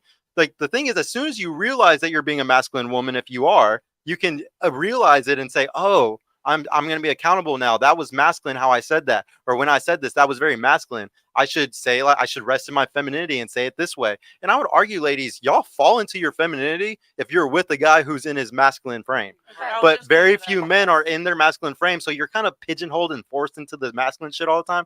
But I would say, like, y'all aren't, like Meg Thee Stallion is a really good example of somebody that is actually very masculine, though. Like, the way she talks, the way she's a businesswoman. I expect her to be masculine, and that's fine. But you know, I would argue it's okay. She can be masculine, and she's gonna find a very feminine dude that it works perfect. The problem is you can't have two masculinities in the same house. Yeah. You can't have two alphas under one roof. That's where the issues come. And so, like, y'all can definitely be an alpha woman and then go find a beta dude, and it'll probably work. But there are some I can speak only. Oh, I can only speak on from my perspective. I've dated men who didn't have as much as me, and they made me feel bad for it because I was seen as masculine. Those guys are losers, though. Okay. Like, that's as simple as it is. They're just we've losers. established that. But like when I dated someone, they didn't even have to make more than me, but they simply treated me a certain way. I was able to rest in my femininity regardless of how much money I made. Yeah, I definitely think some guys get emasculated by it, and then when they're emasculated by it, then yeah, they're gonna feel some type of way and shit, for sure. I agree with you on that. But no, back to like what I was doing with the examples. When it comes to, you know, I was saying which one's needed in society. Masculine type A personality is needed because we make money with it. And society, the GDP, America, capitalism, it's all based off of masculinity. So I was asking that because what's needed? Masculinity. We need masculinity. So it's the prize. We need masculinity. Okay. For the last one, is there more high value men? Just 1 second. Is there more high value men or is there more beautiful women? Beautiful women. So because of supply and demand, that means that there's more, that there's less of these and there's more of this, then guys are the prize because of supply and demand. So if y'all looking for a top guy, top earner and all this stuff like that, I'm just going to argue that those guys are the prize. And you kind of have to move a certain way to get the guy who's a prize. It's unfair. I know. What were you going to say? You got to move a certain way too. Keywords, you said if they want the top man. So If they he's not want it. speaking about all men. Yeah, So- yeah. Y'all, there's tons of beta bucks out here that are really good guys. Like really good guys, honestly. Like I was just gonna say, like, I feel like a lot of men are sassy now. Like they're very sassy, but it's like we gotta be tough all the time. But we want somebody that's gonna make us want to be soft, and we want somebody that's gonna like make us feel like kind of vulnerable. Like because we're so tired of having to be hard on dudes all the time, and oh no, you can't do this for me because I can do this for myself. Just- But it's like Right. we want somebody to come and take over for us. It's the because- it's the financial institution's fault. Like y'all gotta understand, they devalued the dollar to the point where no guy can be a provider to y'all anymore. Like our grandfathers and our fathers, like how easy it was to be the provider, to be able to make the woman like fully feel comfortable and in her femininity, like we're talking about and stuff like that. That shit is not possible today, like it was 60 years ago. Yeah, go ahead. Also, 60 years ago, the grandpa used to go have outside kids and all this extra stuff just because he was paying the bill. She would settle. So for that. like, and I'm not condoning anything like that. So like my biggest thing is I'm very against affairs. Like there's a huge difference between like a guy who steps out and like has sex with a woman and a guy that goes and starts a whole damn family with somebody else. Because like I what? Next level. Well, because like we and Dr. David Buss again, like he talks a lot about in his books. It's never y'all's best bet to go for the short. Like remember we were talking about short term and long term guys. Okay, it's never your best bet to bet on the short term guy, the really attractive dude that all the other girls wants, or the really good dick game guy or whatever. It's never good to bet on him because what would have happened 100,000 years ago if you bet on that guy and then he ran off after the baby came? You would have been screwed. Y'all could have died. You and your babies might die because there's no way y'all can survive without a man to help you, protect you, and provide for you in the wilderness. So I would argue it's never y'all's best bet to go for these guys. But at the same time, it's just what you naturally want. It's something that you're always going to naturally go for. And I would say that they're sometimes the best bets, but they're going to cheat. Like, and that's why I was bringing up, like, there's a huge difference between an affair and just sleeping around one time, because if he has an affair, the reason why you're scared is because, like I said, if he goes and gets emotionally attached to another woman, you're screwed. You're going to lose everything. So I completely agree with you, though, that like it's not the best strategy for y'all at all to choose those guys. I just hate whenever they say, "Oh, why aren't today's women's like our grannies?" Because your grandma was dumb. Your grandma didn't speak up, and she settled for less. And I'm not doing it. Well, yeah, y'all, I don't want y'all to ever settle for less, but the biggest thing is just discerning between somebody that is going to go and have affairs and then some, like, I call it simping. Okay. I think that a guy that gives out his money, energy, attention, and time is simping, any of it. So like, that's liking girls' pictures, that's DMing girls, that's sending them $10 when they ask for it. Like all that shit to me is simping. Okay. So in my relationship, the way that I do relationships and the way I teach relationships is a guy should just never simp. He should never give out his money, energy, attention, and time to other women. That's for your wife. That's for your girl, because my resources are her resources. If I'm sending a girl $10 every week because she's asking for it, does that not make you feel a little uncomfortable? Because that's our security. That's our money. That's our 401k. That's our savings that I'm throwing away to this little thought. Okay. So I really believe that guys shouldn't do any of those type of things. But most guys just don't understand the difference between a one-night stand and an affair. I'll actually ask y'all just really quick. Do y'all think there's a difference between those two? I'll ask it simpler. Is there a difference between, or which one's worse to you? A guy who's physically cheating on you or a guy who's emotionally cheating on you? Both. Choose one though. Physically worse for sure. No, emotionally. I believe emotionally because there's things and vulnerabilities that you would tell her that you wouldn't tell me simply because you're attached to her in a certain life. You can fuck a million hoes and not give a fuck about any of them. But if you're emotionally attached to her, you have a connection to her. She's not going anywhere. Yeah, because men are different. They're not emotionally wired. So if you emotionally attached to a bitch, exactly, why? that's a problem. That's a problem. What do you think? We was talking about this earlier. So like she said, if he go fuck her, he could be done with her, not speak to her again. But for you to have this whole conversation with her, and I don't know what all you told her, you finna go back home and be thinking about this all day. So no, don't get her your attention. Yeah, that's a lot. You gonna change your mind, or you still think physical? I still say the same. You had the nerve to go and mess with this girl. Like, you got me messed up, so I'm gonna go cheat. You cheat, I'm cheating. That's just what it is. Like, tit for tat. And that's gonna hurt you more because you think I'm not gonna do it, and you know I'm for you, but you could go do it, and then you do it. Who's usually for the most part, like we're gonna say like a guy who's a badass guy. We're not gonna talk about like losers here, but a guy who like has options, like the guys that y'all want, like the guys that are attractive or have money and stuff like that. Who's winning if you go? Like say he does cheat or say he just goes and fucks another. He's not having an affair. He just fucks another girl and he comes back to you. Who's winning if you go and cheat and mess up the marriage and like ruin everything? Like who's gonna basically in 5 years, whose life is better, yours or his? My life is gonna be better because I'm not gonna really care what he got going on. If we split up, that's cool. Like I'm not gonna Well, see him. But women it's like women always look worse sleeping gonna- around. The higher your body count gets, the worse it is for you. Like everybody else is gonna judge you for it. Okay. Men, it's not the same. So like but he whenever did it you, first. but it doesn't matter though because you can't compare the two because we're not the same. Like there's a lot of double standards in today's society, and I don't complain when I can't skip the line at the club. I don't complain whenever I go to Miami and I can't get on a yacht at 18. I don't complain about none of that stuff. And you complaining about a guy that's able to, cheat and not have Yeah, as bad as repercussions as a woman, dude, I'm sorry. Double standards suck. Like I really don't like the ones that aren't in my favor either, but I have to put up with it. Like if you're my man, like we're married and that's what you decide to do, then that's on you. So- but if we're just talking, I don't care what you're doing because you're not my man. Yeah. No, I'm talking about marriage, and marriage is an even bigger deal because if you've been together for 10 years, y'all got a family and stuff like that, and then to destroy all of that. Yeah, I agree that he's bad for doing that. But like I said, the reason why I asked the emotional and the physical thing is because clearly there's a huge difference between the two for men and women. Men really give a fuck about physical cheating. We really care about physical cheating because we couldn't tell if the baby was ours until 50 years ago. We literally could not do a test to see if a baby was ours in you until 50, 60 years ago. So for thousands of years, I was really crazy about mate guarding and making sure that pussy's mine and no other guys touching this because that's how I knew that was my kids and I'm taking care of for the next 20 years. Y'all don't, and so y'all are more scared about if the guy runs off and he loses and you lose his resources, your time invested. If you invested 5-10 years with this guy and he goes and has an affair with another woman and then he goes and builds a family with another woman, you just lost 10 years of your youth and your family that you built with him and everything. So that's why they, like a lot of them answered emotional, because at the end of the day, the emotional cheating is way worse than the physical cheating on the guy's side.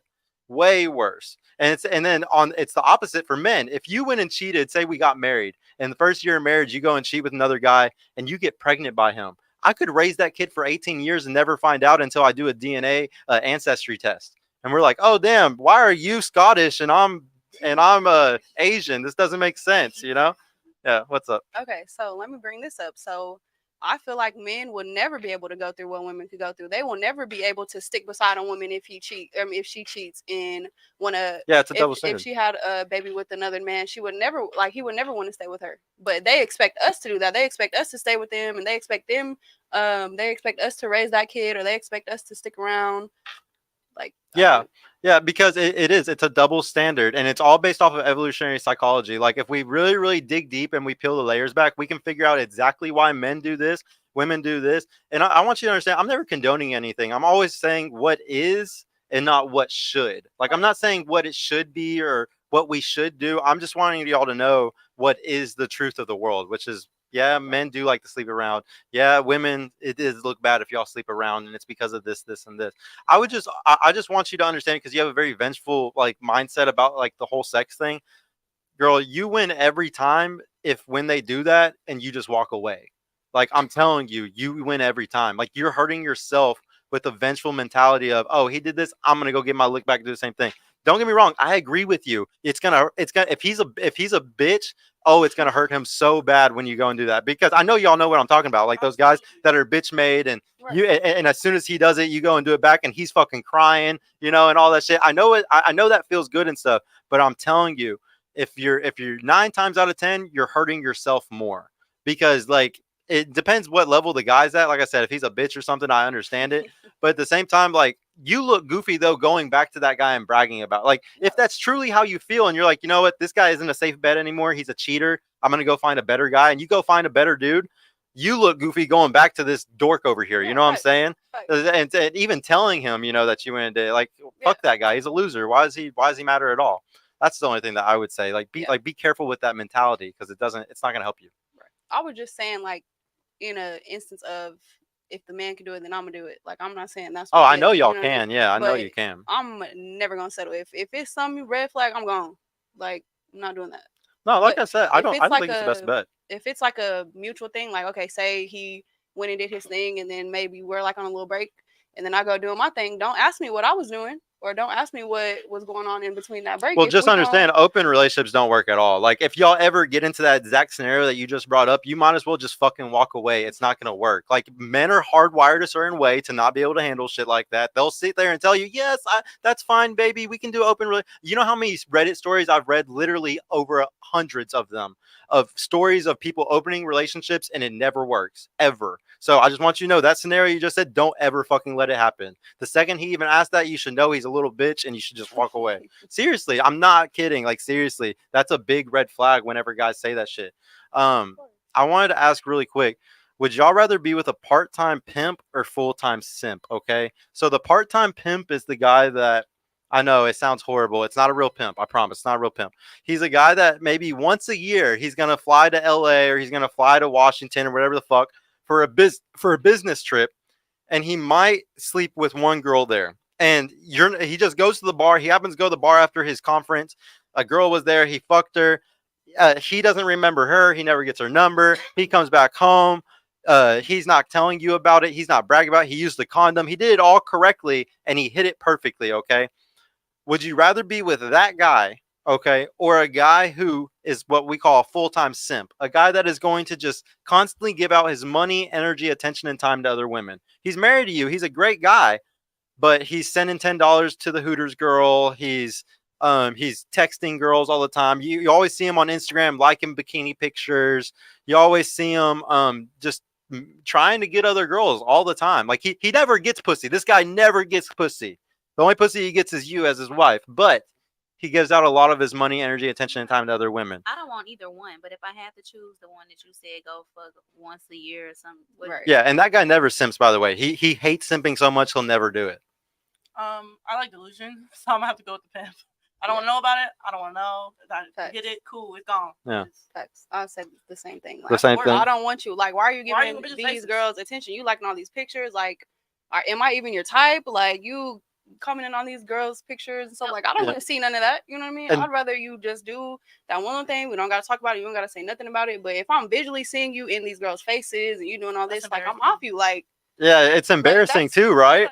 Embarrassing as hell, right? it'd be like, look at them and then look at me. Like, don't play with me like that. It's embarrassing. So like so this is what we go back to whenever I'm telling y'all really care about resources. Y'all really care about a guy's money, energy, attention, and time. That's yours. So I would say that like most guys are really stupid though. They get into a relationship and they're still simping. And I would say they're fucking retards. I wouldn't be with one of those guys, ladies. If I were y'all, I would completely avoid a guy that when you're in a relationship with him, he's liking girls' pictures or he's following models and he can't stop like DMing people or something like that. These are all guys that are huge red flags to y'all's long-term strategy, like we talked about. Remember? But what was I gonna ask? I just fucking forgot. My question is, Yeah, go ahead. what's worse? If he go down her page and like all her pictures, or to be in public and you can see him just eyeing down a female, like he trying to undress her with his eyes. In public for sure, because I don't see that. in public, I don't like. What is you looking at? But what but are but you but, doing? but both are pretty goofy though. Mhm. Like both would kind of piss you off. Nah, I can't help but realize that I think a lot of y'all end up choosing like these. Oh, that's what I was gonna bring up. Okay, y'all's Instagrams. I haven't looked at y'all's Instagrams personally, ladies, so I don't know what they look like or anything. They might be a little ratchet or something. I don't know. But so like in y'all's relationship, y'all's past relationships, did y'all ever or we'll say y'all's last serious relationship, y'all's last serious one, okay?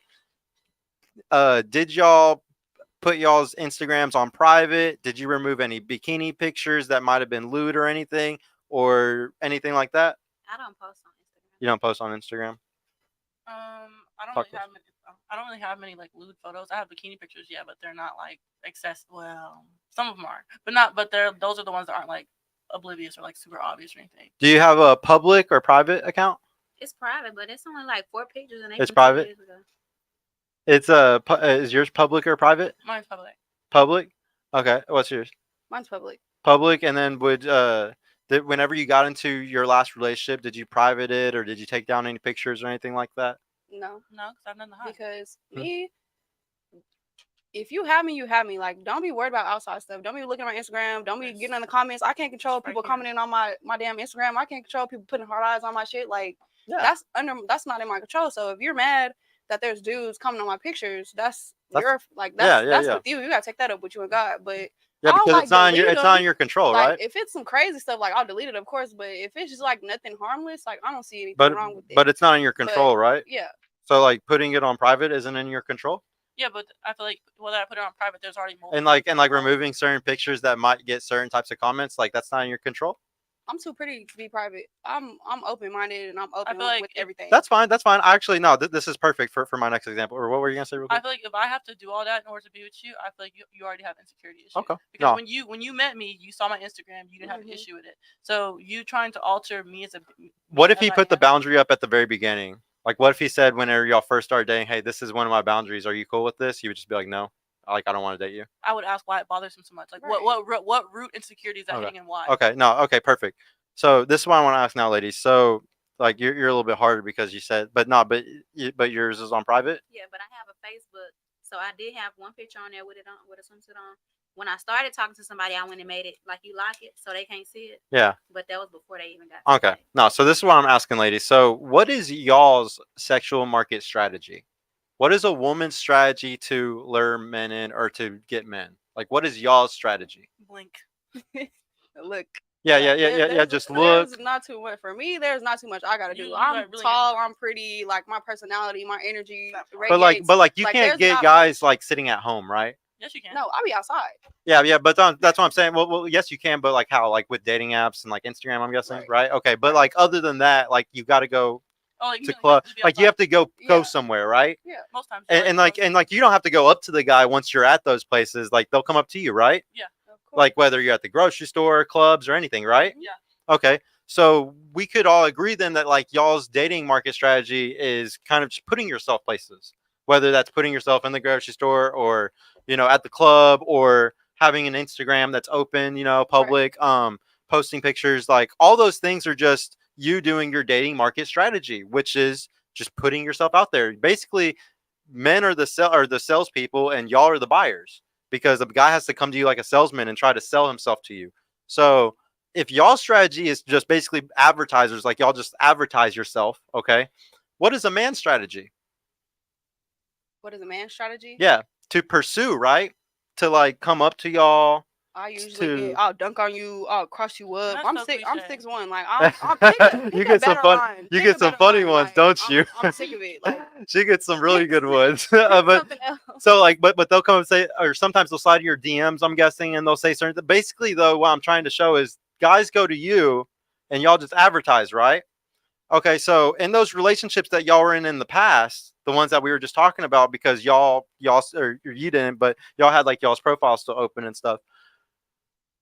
What was that guy ever DMing other girls, ever liking girls' pictures, ever like like kind of using Instagram to like talk to other girls and stuff like that?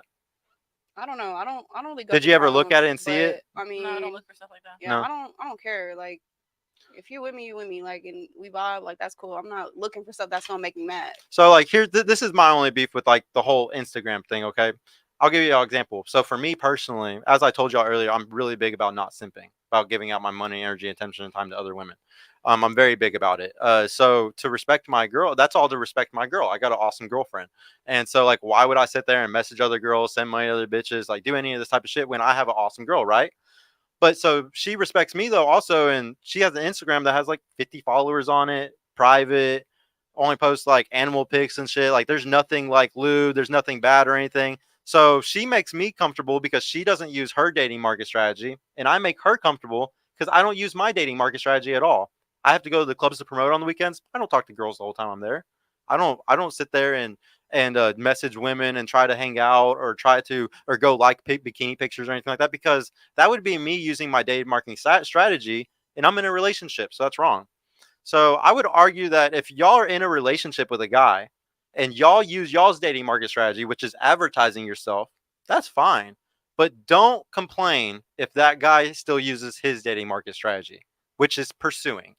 And that's the biggest thing that is like that's unfair, but that's just how it is. What's up? Yeah, what do you think? I would say don't get a bad bitch if you can't handle a bad bitch. That's all I'm gonna say. Like don't be That's the mad one. when you got a girl that's getting attention. Like she cannot control that. And I'm not saying I'm cocky or anything, but I'm confident. So- like that happens all the time. Like I'm with you. Like, don't focus on nothing else. Like, you know what I mean? So it's Yeah. like, I feel like sometimes they feel like they have to do this or Like that. they have to or like, protect you or like keep you away from things or something. So like there's this thing called mate guarding, and like I kind of touched on it a little bit earlier. So like for hundreds of thousands of years, since we couldn't tell if the baby was ours or not, mate guarding was this huge thing that we all did to make sure that I was never going to accidentally take care of somebody else's kid for 18 years.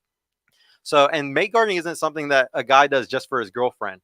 Fathers, brothers, uncles, everybody mate guards women. Mate guarding isn't just like a spouse thing. It's a all men mate guard all women. Because if we mate guard women, that's what keeps y'all from getting raped, like all the bad stuff that can happen. We have to make, especially children, especially women 5 to 15 years old and shit. Oh my, like, yes, we have to mate guard them. We have to make sure nothing bad happens to them. Some of the worst traumas come from that happening to women at young ages. So like when a guy is pushing, you know, all these boundaries or these things, you know, the security over you, he is doing a natural mate guard that we have always done for all of history to make sure that our girl is safe and nobody else is going to come and try to mess it up. There's also something called mate poaching, which is where guys will come and try to poach your girl, try to take your woman. And so guys are known to try to protect that and try to make sure no other males are going to poach my woman. And so when a guy does all these things, we shame them today. It's just like, oh, you don't want your girl doing this, like you're insecure, you're this. The thing is, I'm just I want to protect my woman from anything that's bad. And the thing is, if we go out to the club or we go anywhere, she's stunning. I want her to wear the thing that has the most stuff out, the sexiest thing that she can wear. Like, I love all that. Like, I want to show off my girl as much as possible when I'm out with her. But when I'm not there to protect her, no way. No way at all. And it's crazy because 20 years ago, we were scared of the internet. We were so scared of the internet. You know, 20 years ago, if you went on a vacation, it was considered crazy to tell people that you went on a vacation online because they're going to go kick your door in or something while you're out of town. And today it's just like, no, we meet people online. We jump in cars of people, Uber drivers that we don't even know who they are. Like we meet, we do all types of stuff. We post when we're on vacation every fucking day that we're there. This is all stuff that I personally, I'm still old school. I don't do any of this type of stuff because the internet is a dangerous place. And I'm always going to see it that way. But yeah, like I just wanted you to understand, you know, there's just two completely different dynamics. Like you can choose that dynamic. Just be prepared for what comes with it sometimes. Don't get me wrong. There's definitely some simp beta cucks out here that will be like, yes, baby, show off your stuff and also pay for you to go on a trip with your girls and do whatever you want. You know, and y'all can find that guy. Y'all can definitely find that guy. It just might be a little hard. Let me read that super chat real quick. $2 from Traditional and Modern Talks. What's the latest thoughts on passport bros? Oh, that's really cool. Do y'all know what a passport bro is? I've heard the term, but I'm not privy to it. No. It's just like when like a group of guys, they go out and they travel, but it's like only guys. Like a guy travel group? Yeah. Yeah. Well, I mean, I wouldn't say like it's necessarily like a guy travel group, but just guys traveling. Like, because it's not always a group, but a passport bro is just like over the last couple of years, a lot of guys have just given up on dating in America. Dead ass. Like literally been like, women are so crazy here, we're leaving. And they're all just going to other countries because the women fetishize them because they're Americans usually. And we just have better income. Like we're better, like, you know, the dollar's worth so much more in other countries. So like, a lot of these guys are just taking advantage of the fact that they can get women way easier over there. And what do y'all think about that? Like, does that bother y'all that a lot of like really good men might be leaving, or do y'all think that the weakest men are leaving? Like, what do you think about it? What do you think? Oh, I don't care what they do. You don't care what they If do? They gotta go over there to get what they need, then. Yeah. What do you think? Do you Yeah, care about I don't care at all. Like if you whatever they want? Yeah, I don't even. Yeah, no. No. What do I you don't think? care. I still sometimes you gotta do what you gotta do. That's what you feel like. That's your steez, then do that. Right. I would say just being in America is hard mode. And I like hard mode, so I'm gonna always stay in America and just do hard mode. But some guys definitely need to just go to the other country because it's Play easier on for easy them. mode. Yeah, they want to play on easy mode. And passport bros isn't just a bros thing. There's a lot of women that are passport women, and like the Caribbean has an entire like sex industry that is literally based around women going there, like European women going there for like sexual stuff. So it's definitely a normal thing. Was there another one? Or was that the only one, Donnie? That was it. Ladies, I wanted to ask, who wants to get married at this table? Yeah, I do. Me. You do? Like I do. eventually. Yeah. You do? What age? Well, I would want to do it before 30. Before 30? What do you think? I'd prefer to be married by 29. Yeah. 29? I mean, I really don't have a set age. Like, marriage isn't my life goal. Like, I would love to be married and have kids, but it's not really like something that I would, like it's a deal breaker for me. Like, I do want to get married and have kids, with somebody, but it's not really like a time thing with me. Like, I could be 50 and get married. I could be 40. I could be 30. Like, when it comes, it comes. It could be tomorrow. Like, you know what I mean? Like, it just depends on who I want to select to have my children. Okay. Another thing is there's something called MGTOW, which is men going the other way. Like, this is men that just give up on women completely. Like, they're not going to other countries. They're not doing nothing. They just give up on women. What do y'all think about those type of guys? Guys that just gave up on dating today. Don't care. I'm finna give up. So she's a mig she's a wig-tow. Women going their own way. What do you think? I'm this close To being a right wig-tow here. also? Right here. We got 2 wig-tows. What do you think? she having fun. Yeah, Oh, God. I'm outside. Like, everybody knows. Like, if you know me personally, like, I'm outside always. I'm with, like. Oh, say less. But what do you think about guys that just give up on dating right now? That's why I was asking. Like those guys that just completely gave up. What do you think about them? I mean, that's on them. Yeah, if y'all want to give up, you that's can give up. cool. I had to read that for you, Jerome. Say, I got a question though. Yeah, go ahead. The lady that's to your left, you said you're 27, right? I am. 27, but you want to be married by the time you're 29, right? I'd love to be, yes. Yeah, but yet you said you taking yourself completely out of the dating game. I didn't say that. Well, you she did- said she's this close to it. I said Well, I'm this close. Well, I mean, earlier today you said that you're like single, and then that you're not fucking with nobody. What ways are you what characteristics or what are you doing now to try to reach that goal of being married by the time you're 29? If you're taking yourself off the dating game a little bit, because that's what it kind of hinted towards earlier in the show. Oh, okay, I see. Well, if I'm being honest, I've been going to therapy, and if there's anything I've learned after going to therapy for the past 2 years, it's that wanting nothing attracts everything. So I've literally just been working on me, my business. I launched a business, going to work, working out, gaining the weight I want, looking the way I want, and just being a happier version of myself for myself. And I feel like even the past 2 relationships I've been in, that's showed very concretely through to my partners. Even though they couldn't, keep it in their pants, I don't condone, stepping outside of relationships. So I just feel like I didn't necessarily take myself out of the dating game. I'd rather have the pick of the litter, as he stated earlier in the podcast. I value quality over quantity. I don't care about having multiple partners. I want to have the right partner that's right for me, whether they make millions or they have a regular day job. If you make me happy, I'm a child of God. I was raised in the church, so I'm a rib. I'm supposed to fit your rib perfectly. Whatever you are, whatever you make up, whatever that happens to be, whatever outline God has for me in that place, that setting, that's going to happen. Gotcha. For the man that you're looking for, do you put yourself in a situation to be around that said type man to I do, potentially? actually, yes. Yeah. What do you have, like a certain strategy or areas, place that you like to put yourself in to meet that man? Actually. So I think I mentioned previously I work at a law firm. So I go to a bunch of business meetings, business ventures, business venues. I go to the art gallery by myself often. I do picnics in the park. I go to Nordstrom's all the time to read books and buy books. I like to meet high quality men aren't just financial. They're mental, emotional, because you can have a whole bunch of money and treat me horribly. You need to value me as a person. You need to have emotional stability as far as taking care of yourself and me as a person. You need to be able to mentally understand yourself and me, because you can listen to a lot of what I'm saying and not hear anything I'm saying. So I feel like the person I know I need to match with has to have a bunch of different pillars he needs to have worked on in himself in order to even be compatible with me. Okay. Dope.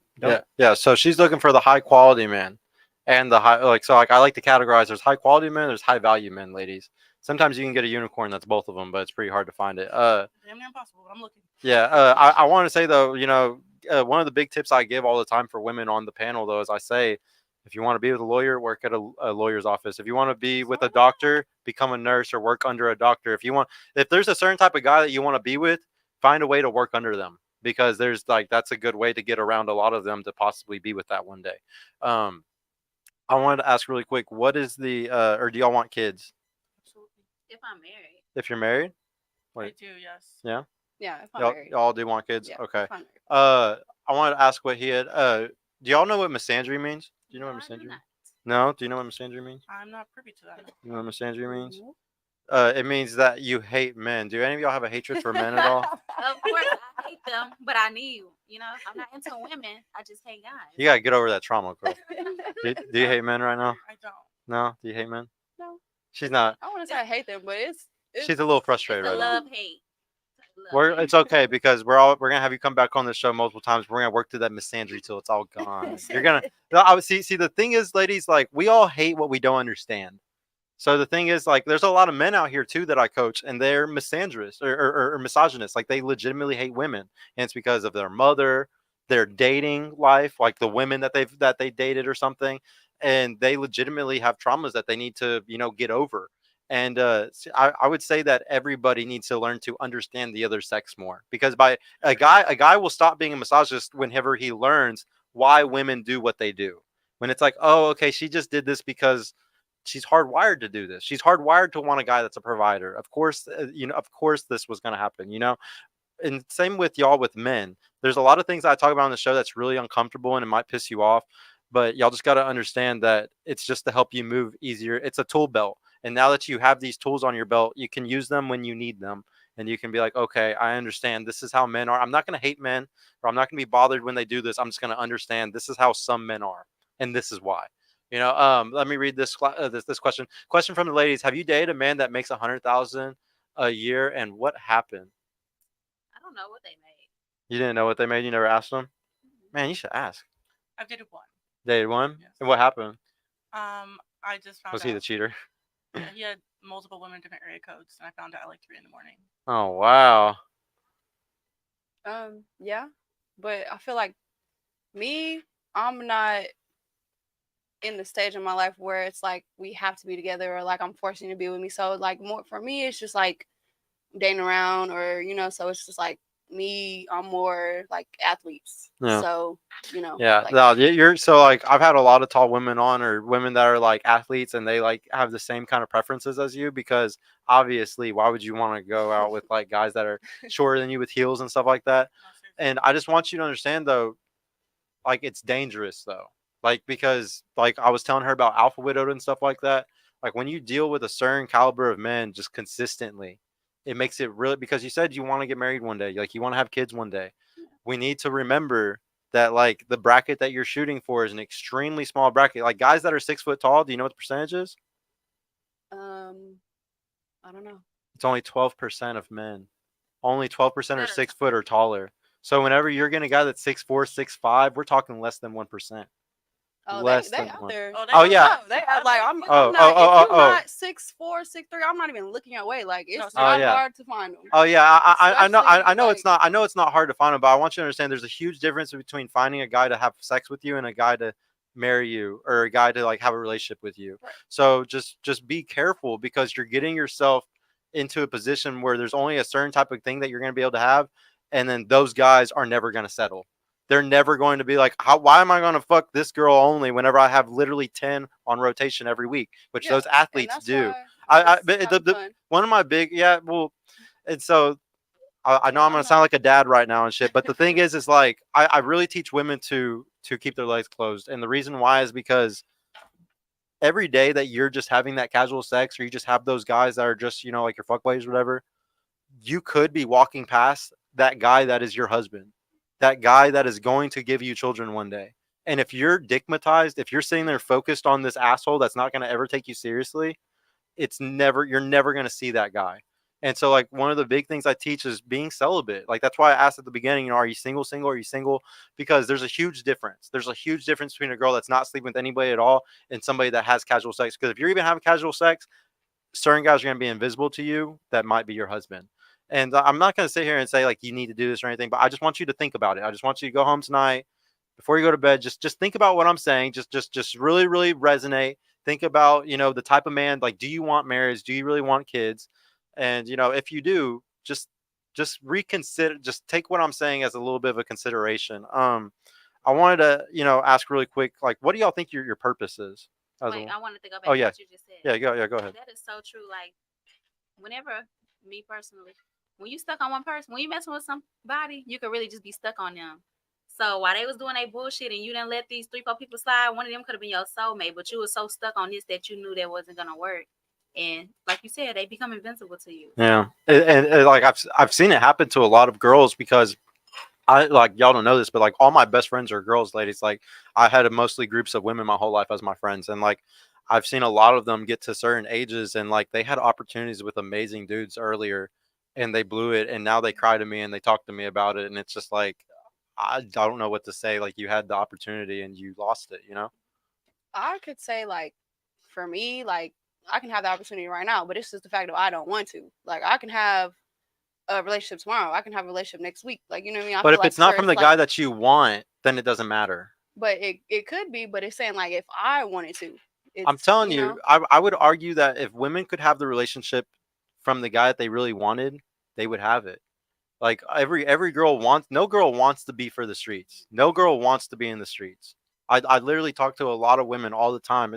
It's all cope. It's all just like, no, I like this. This is the life. No, I really no, it's all cope. Like honestly, I know that like if you really could have a relationship with the guy that you really wanted, you would take it in a heartbeat. Every girl would, because y'all are built for that. Like just like how I'm built to, like guys, symbiosis, like we're meant to be together. Men and women are meant to be together. We're not meant to be separate, guys. But yeah, I wanted to ask this really quick. This is my last question, or the second to last question. What do you think your purpose is? In life, Yeah, talk a little closer if you can. I'm not sure. I don't. You know? I pick up stuff, drop it. Like I started doing tattoos, stopped, started making rugs, started doing clothes, went to refineries, went. So you're dropped- searching for your purpose. Yeah, I'm still trying it out. Searching, yeah. What do you think? I think my purpose in life, honestly, I've realized over the past few years, is to be a light for other people. I Mhm. feel like I do well guiding some friends, and honestly, I feel like my overall purpose in life so far, from what I realized, is just helping guide other people and teach them things that I wish I would have learned earlier. That's a very spiritual purpose, yeah. What do you think? I would say similar to Jason. Here, talk a little more to the mic. I said I would say similar to Jason. Like we're like really good friends. We've known each other for a couple years. But like for me, I just want to radiate and bring positive and like happy to everybody. Like I'm not like a Debbie Downer. I'm not like negative. Like I always want to have fun. Like I want to make sure everybody around me having fun. Like I want to make sure I have an impact on whoever I meet anywhere I go. Like I want them to be able like to say, oh, like she was a good person, or I really love being around her. Just things like that. I want anybody to have anything negative to say about me. Okay. No, those are all good. Uh, those are all good in general, purposes for sure, guys. So like I would say though, there's like a purpose that is more like a natural law for y'all, natural law for men and women. Even maybe like in a moral way, if we look religiously, there's like a little bit of a moral law too. So like for me as a man, I need to create things. Like men are, we invent, we build buildings. The environment that we see in front of us, it's usually because men created it. Okay. Men are supposed to create things. If I got to 40, 50 years old and I created nothing with my life, I did nothing. I just worked a 9 to 5 for my whole life. I would probably be really depressed, because what the hell did I wasted all my time. Depression is when you keep thinking about the past. Anxiety is when you think about the future. So once I'm 50, I'm going to be sitting there crying like, why didn't I build businesses? Why didn't I build a family? Why didn't I do all these things that would make me happy now? So for me, that's why I have this podcast. I have multiple businesses. Like that's why I focus on those things, because that's what makes me feel fulfilled as a man. I would say for women though, y'all have a natural and a moral law to have children, because that's something that men can't do. Like I'll never be able to have a child. Yeah. Can I word that differently? Yeah. Say it how you want. I think as women, our natural like baseline purpose is to multiply things that we're given. So like here, let me dig deeper, because like that's still not gonna like fulfill. Like I'll tell you why it's children specifically. So But not everybody wants children. do you think that your ancestors that made it through all the past boars, past woolly mammoths, past cougars, past all this crazy shit over the last hundreds of thousands of years, do you think that they want your genetic lineage to die because you feel like it? But I feel like their opinions are relevant. They're not here. Yeah, I know. That's what I'm saying though. So that means that you're living for something though. You're definitely living for them. Why Like can't I live for you wouldn't myself? even be you wouldn't be here if it wasn't for them. Yeah, You but would but you I'm would here not now. be here if it wasn't for your mother birthing you and every ancestor before her. So by you saying I don't want to have kids, or say a woman is like I don't want to have kids, or kids isn't like what I want to do, you're just going against your nature, and that's fine. You can totally do that. I think that's fine. But it's just like a cancer cell killing itself. There's no difference. You're just wanting like your line to die off right there. And like you can destroy yourself, and you could stop your lineage, and you could stop everything, but you're literally shitting on every person before you that fought to live to get to that point. What were you gonna say? Okay, I would say, to an extent, our purpose is to reproduce and have kids, but a lot of people aren't fit to be parents. A lot of people aren't fit to have That part, kids. that's A lot of exactly why I people said can't what I said. afford to Yeah, have yeah. kids. So like, here's the issue: is that everything that you just said is all controllable. People can become better people. Financial issues, we live in America. Anybody can become a top 1%er if you really, really know what you're doing.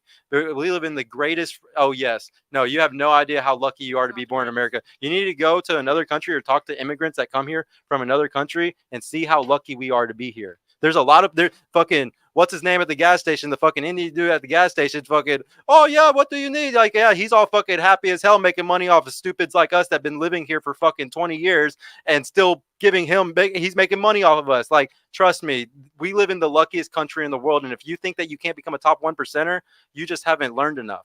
You definitely can. But you really think women are only here to give to? Yeah, No, so I didn't depressing. even get to finish that. So let me finish it So I really wanna quick. hear this, Yeah. that's So not- like, ladies, the reason why your purpose is children is because it's the same as you got to 40 or 50. I can promise you, if I look at statistics right now, the saddest demographic is 45 and up single women. The number one demographic of people on antidepressants are single women. Okay. So I can prove that once you get to a certain age and once you start doing these certain things like society has pushed us into, which is focusing on your career, focusing on your friend groups, focusing on all these other things, you're going to figure out by the end of it, that's not truly what you wanted. What you really wanted was to, be have a family and kids. You don't want to die alone. You want to die and look around and have tons of family around you. There's nothing cool about dying by yourself, and nobody wants to do that. You got a lot of girls. You got a lot of girls who got kids that don't need them. You got a lot. What of do you people mean don't need them? What do you don't mean? need 'em. Because God put every child in this world for a reason. So like, I don't. I believe a lot of kids are are mistakes for everybody. A lot of kids are mistakes. No. The kid is never a mistake. The parent is a fucking mistake. The kid is never a fucking mistake. Okay, the parents fucking suck. Okay. And the only reason why we have an issue today is because people can't take accountability. Whether it's men or women, men being horrible fathers, women being horrible mothers, both sides, they both fucking suck. We have tons of people that are horrible parents today, and they would be good parents if they took accountability and realized where they sucked. But nobody takes accountability anymore. And I just really got to drill in though, ladies, that when it comes to like having a family and having kids and stuff like that, I know that this is your purpose because I can't do it. If I could do it, I would say that this is men's purpose. We can't do it. Y'all are the only creators of life. Men aren't. So women are the only ones that should. You got a lot of people who cannot have kids. So yeah, and that's very sad. Like that sucks. Like you gotta understand, there's percentages of people that are also born in the wrong bodies, and they're actually like different sexes. So that's definitely a percentage chance of happening. That proves what I said. Like everybody's not meant to have children. You saying there's also people that are born with retardation. Like we can't. There's always going to be exceptions to the rule. There's always going to be 1% of people that are messing it up for everybody. Yeah. What's up? Okay, I'm gonna say my parents were teenagers when they had me, and if I was a teenager and got pregnant, I wouldn't know what to do. So it's like you see, like back in the day, like that happened a lot. Like people were younger having kids, and it's like now this generation, they not saying like most of them, but like it's hard to try to say that because it's like you don't know the situation those people were in. Like my mom had to work 3 jobs, and she was a single mother. You know what I mean? Like my dad was in my life. And I had a stepdad, but it's like you're seeing your parents grow up like that. You don't want to live like that. You don't want to have to struggle. You don't want your friends to struggle. Like you don't want to see anybody. Ladies, I agree with y'all. I agree. Have a kid. Like you should be able to have a kid and be financially responsible enough to take care of that kid. You know what I mean? I'm not going to encourage anybody to ever have kids whenever they're not ready. Of course, like I don't ever want to encourage that. But I'm going to tell y'all right now, as a guy that had a kid on accident, the wrong way, one night stand, had a kid. Okay, tried to make it work with the person, try to stay with them. Okay, definitely weren't doing good financially 3-4 years ago when it first started. Okay, and we still made it work. You gotta. The thing is, people make excuses like crazy today. If y'all really wanted to, y'all could live on a budget with a really good guy at $60,000-$70,000 a year. But how many people want to do that? Most people want to live a life of going on vacations every 3 months or going out to eat every week or two. My parents didn't do that my whole life, so I'm a very frugal person. So I don't worry about all that type of shit that most people worry about. So for me, I could have a kid because I'm very frugal. And I'm not sitting here thinking about doing all types of selfish stuff or trying to make my kid look like they're rich or, put them in Burberry and shit like that. So it's just like, if you're the type of person where you're trying to be extra and everything, yeah, I bet you can't have kids right now. But if you're actually an intelligent person that can take accountability and understands responsibility and understands how to save money and understands how to do everything correctly, you can live off $67,000 a year easily, even with these grocery prices right now, because I'm testing it right now to see. I literally do all my budgeting every month. I know how much money I spend. I could definitely live off 6-7 G's right now. Yeah, but you're not everybody. But you're Like, not everything. everybody can't Yeah. do that. Well, no, Every single so thing. it depends how much. Once again, we live in the most gluttonous country in the We do. world. Everybody eats way more than normal Way here. too much. Like we have a capitalistic system that loves y'all eating breakfast every fucking day because we make way more money if we do that. Like y'all, like at the end of the day, like I told y'all, it's accountability. Like we could fix a lot of these issues, but it's also a knowledge gap. I'm not gonna sit here and say, that there isn't a giant knowledge gap between intelligence and like and what's gonna make us smarter so we can have kids and like eat correctly and do everything correctly. Yeah, it's hard as hell, guys. I agree with y'all. Well, for me, reality is perception. And so it really depends on when you dig deep into that type of stuff, it depends on a person's background. And like she was saying earlier, this is a new generation. So as we evolve, people are not going to be doing the same thing that they were doing back in the day, because we are an evolved race. Because I am 40, but do I look like I'm 40? No. Do I act like I'm 40? No. Do I get more younger guys trying to talk to me than guys my age, and that hasn't worked out really good for me. So it just really depends on the person and their backgrounds, because different people from different backgrounds deal with different issues differently. Yeah, for sure. The biggest thing is like a lot of us are going through trauma, and if you can't bust down the trauma walls, we're all screwed. What were you gonna say? Okay, I would say like from a perspective, my mom's people are Filipino, so I've been to the Philippines, and I have family that's rich out there, and I have family that's poor out there. But that's everywhere. You have places that are rich and poor. You know what I mean? So I would say it's just like America. Like you have people that are super rich, you have people that are super poor. Can't afford their next. They're living a paycheck to paycheck, or they can't even afford their rent right now. It said that you had to make $100,000 a year to just afford to live in Dallas. You know what I mean? Or like make 3 times the rent. Like the people at the apartments don't even make 3 times the rent. You know what I mean? So it's just like we're in like a certain kind of crazy thing where it's like it's damn near impossible. You know what right? I mean? Like you gotta like get up off your feet and try to do something, but at the same time, it's not as easy as it can be for everybody. Like you know what I mean? So like the reason why I have that like that pull yourself up by the bootstraps mentality, just like anybody can do it type of thing, is because I did it like that. Like I had nothing. I was kicked out at 18 years old, and I did it. So it's like I just can't express to you that like we love to make excuses for ourselves. And like guys are like, y'all know this. Guys are playing more video games than ever. Guys are addicted to pornography more now than ever. Like a lot of us are lazy as fuck. So like that's why I can't believe it, because anytime I look, because I mentor a lot of guys, I mentor even women too, and like I can't help but find certain things in their life like why they're broke. It's like, okay, well you do this, so and you do this too, and you do this too. And don't get me wrong, it's all about our parents. If your parents didn't teach you not to do certain things, then you're screwed. I had 4 amazing parents, so I got a lot of cheat codes that most people didn't get. That's why I'm okay. But that's the whole point of doing these podcasts and teaching these types of things, because people need to learn the tricks of the trade. So anybody, I want you to know though, in America, anybody can make it. Okay, anybody can do it. It's all based off your mentality, though. It's all based off your mentality. We gotta close it up, guys. I'm gonna ask this last question I always ask. We got one super chat. Oh yeah, let me check out that super chat real quick. $2 from traditional martial arts. Ladies, do you understand your femininity? Any examples? Okay, so do you understand your femininity, or just give an example? Actually, give me examples of femininity. Talk closer to the microphone.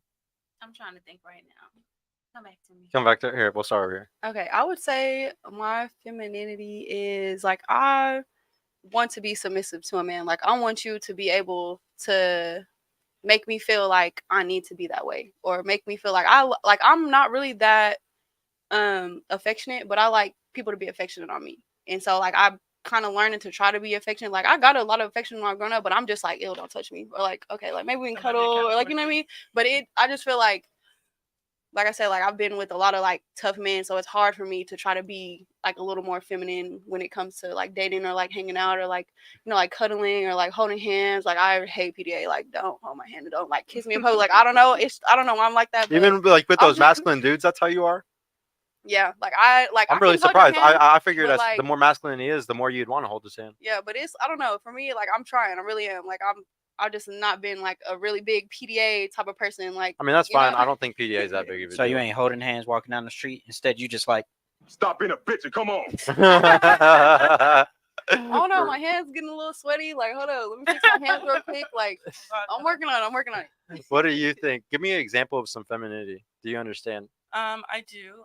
So background, my dad was a single parent for a long time. I have 5 brothers. I have no sisters. So my brothers as well as my dad kind of helped me in that aspect because I did grow up around all men. I'm the opposite. You had 4 sisters. Yeah. Oh, must be nice. I begged. I begged. So when it came to like being feminine, I'm not gonna lie, I didn't really learn how to be more feminine until I really got to college. When I was around my college teammates for basketball, like a bunch of women. But if there's one thing I learned about my femininity that I'm really good at, I enjoy listening. I like learning, especially from men. Because if there's anything I can take from any of my past relationships, I was able to learn and adhere to things that they told me. And I feel like maybe someone would struggle with that. But I love to learn and adhere. Maybe that goes into what Kiani said, be submissive. I like someone who could teach me something. But I feel like if you're not able to do that, we're not as compatible. So my femininity doesn't always shine that way. Yeah, you need somebody to learn I from. like to learn. So do you like older guys? I do. Because you can always learn from them. Mm-hmm. What about you? What Always teaching younger ones. give me some example. Yeah, give me some example of some femininity. Well, so I have been privileged to be in a couple Tony Romo Robinson's, I always get his name wrong, speeches. So I know that men and women both have a feminine and a masculine. And I carry more with my masculine, not necessarily on purpose, just my background. My mother, independent, hard worker, pays all the bills. And so it's really hard. Just like she was saying, holding hands, that's really hard for me. I don't know why, but same. I'm like, oh, let my hand go. So weird, man. And it is weird because I should be comfortable with my guy or whoever I'm talking to at that time to hold my hand, but it's just not comfortable for me. And that's because I have more of a masculine energy because I'm a dominant woman and I'm strong. And I hate for anyone to tell me anything because I think that I should already know. Plus, I'm a Virgo, so that's even worse. It's the Virgo. So, Virgo. So as far as when I am feminine, it's like, because I like to look glamorous, my makeup. And then, I want to be submissive, but it's so hard because these men out here are bitches. So it's hard for me You can't to find take the masculine man. So I'm always end up being so masculine in the relationship. And I want to. His fault. He's too much of a bitch. I want to set down my feminine energy and be more feminine and let him make choices. Only if he was more masculine, it would work. Yes, Yeah. I mean, because see, and honestly, I have to, because if I do not get a man that is masculine, I will run all over him. Yeah, like, I got a question. If there's say the average masculinity level of women today, because all y'all are working and stuff, like every woman has some type A personality. Like say most of y'all's average is up here. Where are the average men? At the Like same level. here, a little lower, Either same. at the same level or right up underneath. Right up underneath, maybe. yeah. Then y'all, so you're all fighting for the dude that's a little bit above it, huh? Y'all are all fighting for these little dudes up here. Well, really quick, I dated a guy that was in the $1 Million Club and had all this money, all these nice things. And what I can say about that, he was just expecting me to do things that I wasn't gonna do. He was expecting for me to just be all over him and sweat him, and I couldn't do it. I couldn't. So it just didn't work out for me. So it's not saying that I lowered my standards, but I don't want a rich. They have to me, they have unrealistic expectations for women. Yeah, they do. And I just can't accept that. You cheat on me, either I'm gonna cheat on your ass back or I'm gone. So That's what I say. and I'm like her too. What is your sign? Capricorn. Okay. What is your sign? Capricorns, because I'm like her. I don't care. I ain't got time. I'm not. I'm kind of just doing my thing. If we end up making a connection, it's there. If not, bye. On to the next. Guys, what's my sign? You giving me Libra, Cancer vibe. Scorpio. Or you I'm with give you, me. Scorpio. Did you say? I Did said you say Scorpio. Scorpio too? Yeah. Y'all both I said, said and you said first. Scorpio too. 3 of y'all said Scorpio. Really? What did you say? I said you give me Leo, Okay, well that's Maybe crazy, Leo man. or 3 of something. y'all were right. Oh wow. Y'all are like You literally. I said it first, but what I You wanted tried to say is the You said reason it a lot of the guys are feminine is because they raised by single mothers. If you raised by a bitch, you gonna Yeah, be one. for sure. And sorry, ladies, I'm actually Aquarius. I'm not a fucking. Oh! But y'all had it though, right, man? Y'all were so right, bro. So right. Give me a credit. Yeah. Oh. What about you though for that question? What's an example of femininity? I mean, basically everything they said, you know, loving, Submissive caring, and all that. submissive, yeah, but usually I'm the type of person, don't look at me, don't even touch me. But if I like you, yeah, you can touch me all over. I'm gonna give you all a really big tip. Nurturing is a really big deal. Okay, nurturing, the ability to just because that's what you're gonna do with your children. So the more nurturing you are to him, he's like, damn, she's gonna be an amazing mother. Damn, she's gonna be awesome at doing this for our children. So nurturing is like a really big one that's usually not talked about. For my last question, ladies, I just want to know, what do you think of the show? Would y'all ever come back? And was there did you like anything? Was there something that you liked about the show? I loved it. Honestly. Like everything that we talked about is something that needs to be talked about It's through fun. both races. Not both races, both Sexist, genders. yeah. Like, and it's good that we can talk about this and not get mad at each other or have to argue. Like, I'm super open-minded, so I like to hear both sides of everything. So it's good to have like other female perspectives and then like a male perspective as well. Yeah, and not get triggered. We did good, guys. I did really bad last show, but it was the caffeine, guys. Guys, I drank caffeine tonight, and it makes a difference with me. It makes a huge difference. I'm way more. I don't know what I am. I'm weird right now. But yeah, I definitely. Hopefully next time, like we could do this again, and it'll be like a normal show like this, and it's not like crazy and shit. But yeah, thank you so much for coming back. You will come back. Of course. Yeah. Okay. Sweet. And was there anything that stuck out that was really interesting that I should bring up on another show, or not really? It's okay if you can't remember anything. I would say like the females that go for men that don't really like them, but they like to like basically keep them around. Oh, okay. Like You know. the chasing or like the alpha Mhm, chasing thing. mhm. Yeah. What do you think? What did you think of the show? Would you come back? Did you like anything?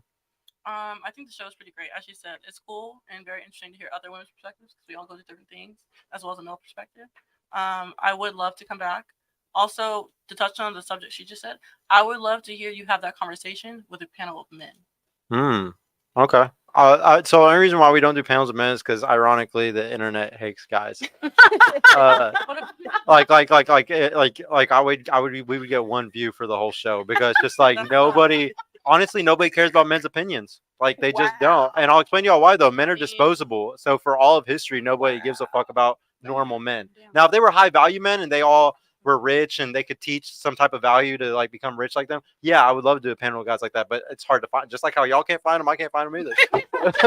It's crazy out here, guys. I wanted to also bring up because y'all both said it's good hearing a guy's perspective. One of the big things about guys that say the stuff that I'm talking about, even the shitty channels like Fresh and Fit and like whatever and stuff like that like really make it like really bad on the women and stuff. Even those channels, like at least they're guys telling the truth. And like and same with this channel, like what I say, at least I'm telling y'all the truth because all guys are gonna lie to y'all ladies. Like one of the big things I talk about a lot is that all men lie. Women fall in love with their ears and men fall in love with their eyes, and that's why women wear makeup and men lie. So like guys are always gonna lie to y'all to get sex as much, like they're gonna do whatever it takes. And I just need y'all to really, really realize that and really embed it into your brain. And the reason why I'm doing the show is because I'm not going to lie to you. I have a stunning girlfriend at home. I want to be a brother to y'all. I want to be like an uncle, a cousin to y'all. Because for thousands of years, y'all did not discern on your own ever. Today, all women discern for men on their own. For thousands of years, your father helped you, your brother helped you, somebody helped you that was a man to help you read the man to make sure he's not a liar or a scammer, a con artist. So I really do this show to help y'all out, to help discern. If y'all ever need help, you can text me, and I will literally look at a guy's profile, tell you what I think, anything. Because I want y'all to understand though, every guy's gonna lie to y'all. But think about why though. Think about all the shit that I said tonight, and you can lose your job, you can lose your family. Girls will stop fucking you for the rest of your life for saying some of these things on here. Like I said, I was just saying what is. I wasn't saying what should happen. I was just saying what is, guys. And so like there's a guy, Satoshi Kawanal, I can't say his name. He was a Canadian professor. All he did was he just showed a study that black men were the most desired on dating apps. Asian men were the least desired. Asian women were the most desired. Black women were the least. And he got fired from his job. Wow. He literally lost his job. He lost his tenure. He lost everything just because he posted what is just a study. Okay. So if y'all ever wonder why all these guys lie to y'all, it's because they can't tell you the truth. A lot of them would lose their jobs. Everybody would hate them. A lot of bad things would happen. What? I would say if you tell the truth, you'll have a girl more. Like if you lie, like some women definitely like it more, but not all women. Like keep it P. Like if you can have what you want and more if you just be real, straight up.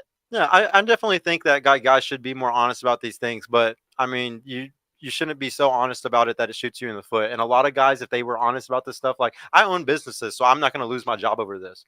Other guys will seriously lose their job over talking about this shit. So like, don't get mad about guys lying and stuff. Just realize there's a whole society that reinforced it and made it to where they have to lie. They have to. I'm not happy about it. I'm just saying, sadly, that's how the world is. But you tell me a lie, I'm not fooling with you no more. Because to me, if you lie, you will steal. I look at them at the same level. Well, I just want you to know, every time a guy tells you, I love a boss babe, I love this, I love that, a lot of most of these things are lies to just make y'all happy. Because if he said, I don't like a woman that has her own career, that looks bad as fuck.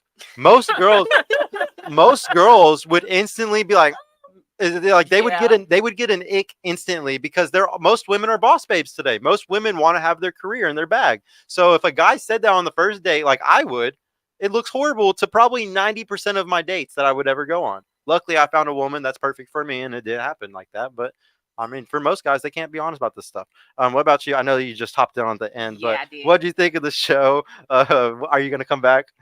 And did you like anything? I would definitely come back. This is my second time here, so I definitely would come back. It was definitely a very informative, good show. I was just over there listening a little bit, and you stated a lot of good points. And I think sometimes some stuff we need to hear, but then at the same time, you got to remember who runs the world, girls.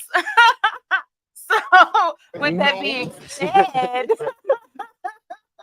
You know what I'm saying? We run shit. So it's just quite natural that, you know what I'm saying? We do how we do.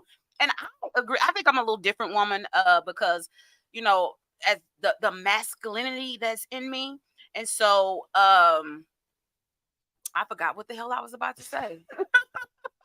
I forgot what I was about to say, honestly. What was your question? Did I answer That's what you thought about the show? Like, did you like the show was definitely really cool. And I was trying to think of something that you talked about in particular that I really liked, but I cannot. I have been drinking already, so excuse me, people. But definitely would come back.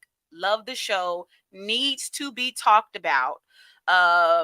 And especially with me being an older woman, definitely needs to be talked about because I'm all about healing, though. You know what I'm saying? I'm all about healing from the trauma, becoming a better person.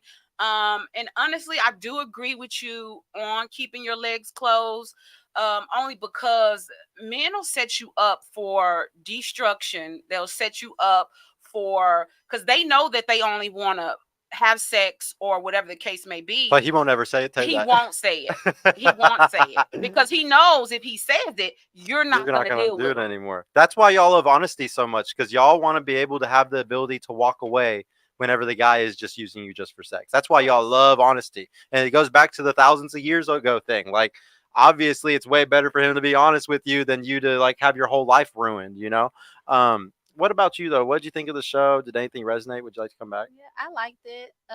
You said what would you like to talk about last time earlier? No, what did you think of the show? Did anything resonate? Like, was there anything that like resonated with you? And then would you come back? Yeah, I would come back.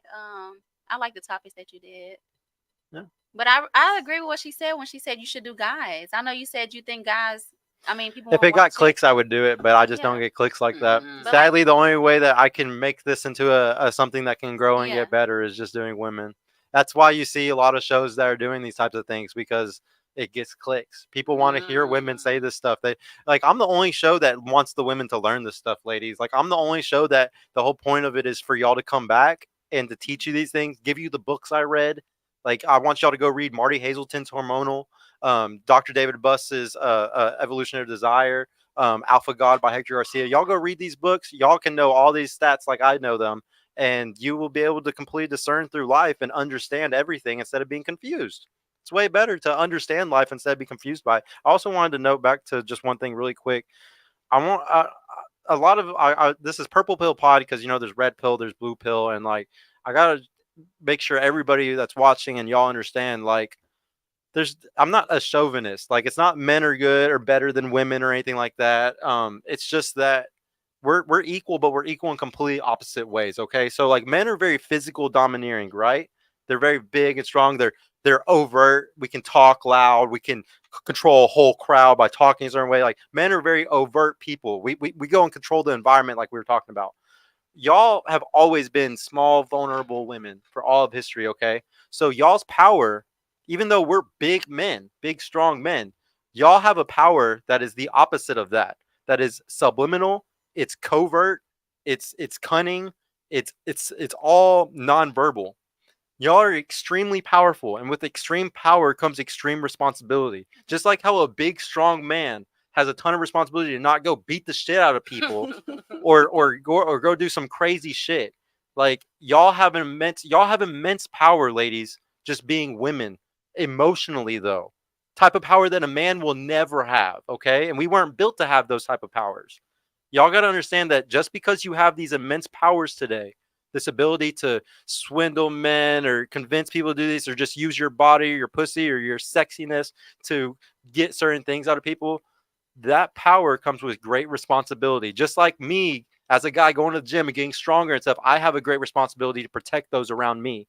You have an immense responsibility as women to protect those around you with your emotions. Okay, y'all. And I think a lot of times, sometimes we get into this competing mindset of men are like this, I need to be just like him. And it's like, no, y'all are so fucking amazing at something, but it's the opposite of us. And just fall into that shit.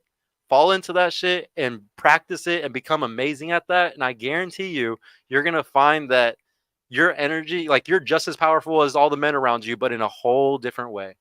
You'll be fully complimentary to to a guy for the first time in your life if y'all can just realize that, we're going to go ahead and end it up. Thank you all, chat, for coming. Thank you all so much, ladies, for coming. I would love for y'all to all come back, please.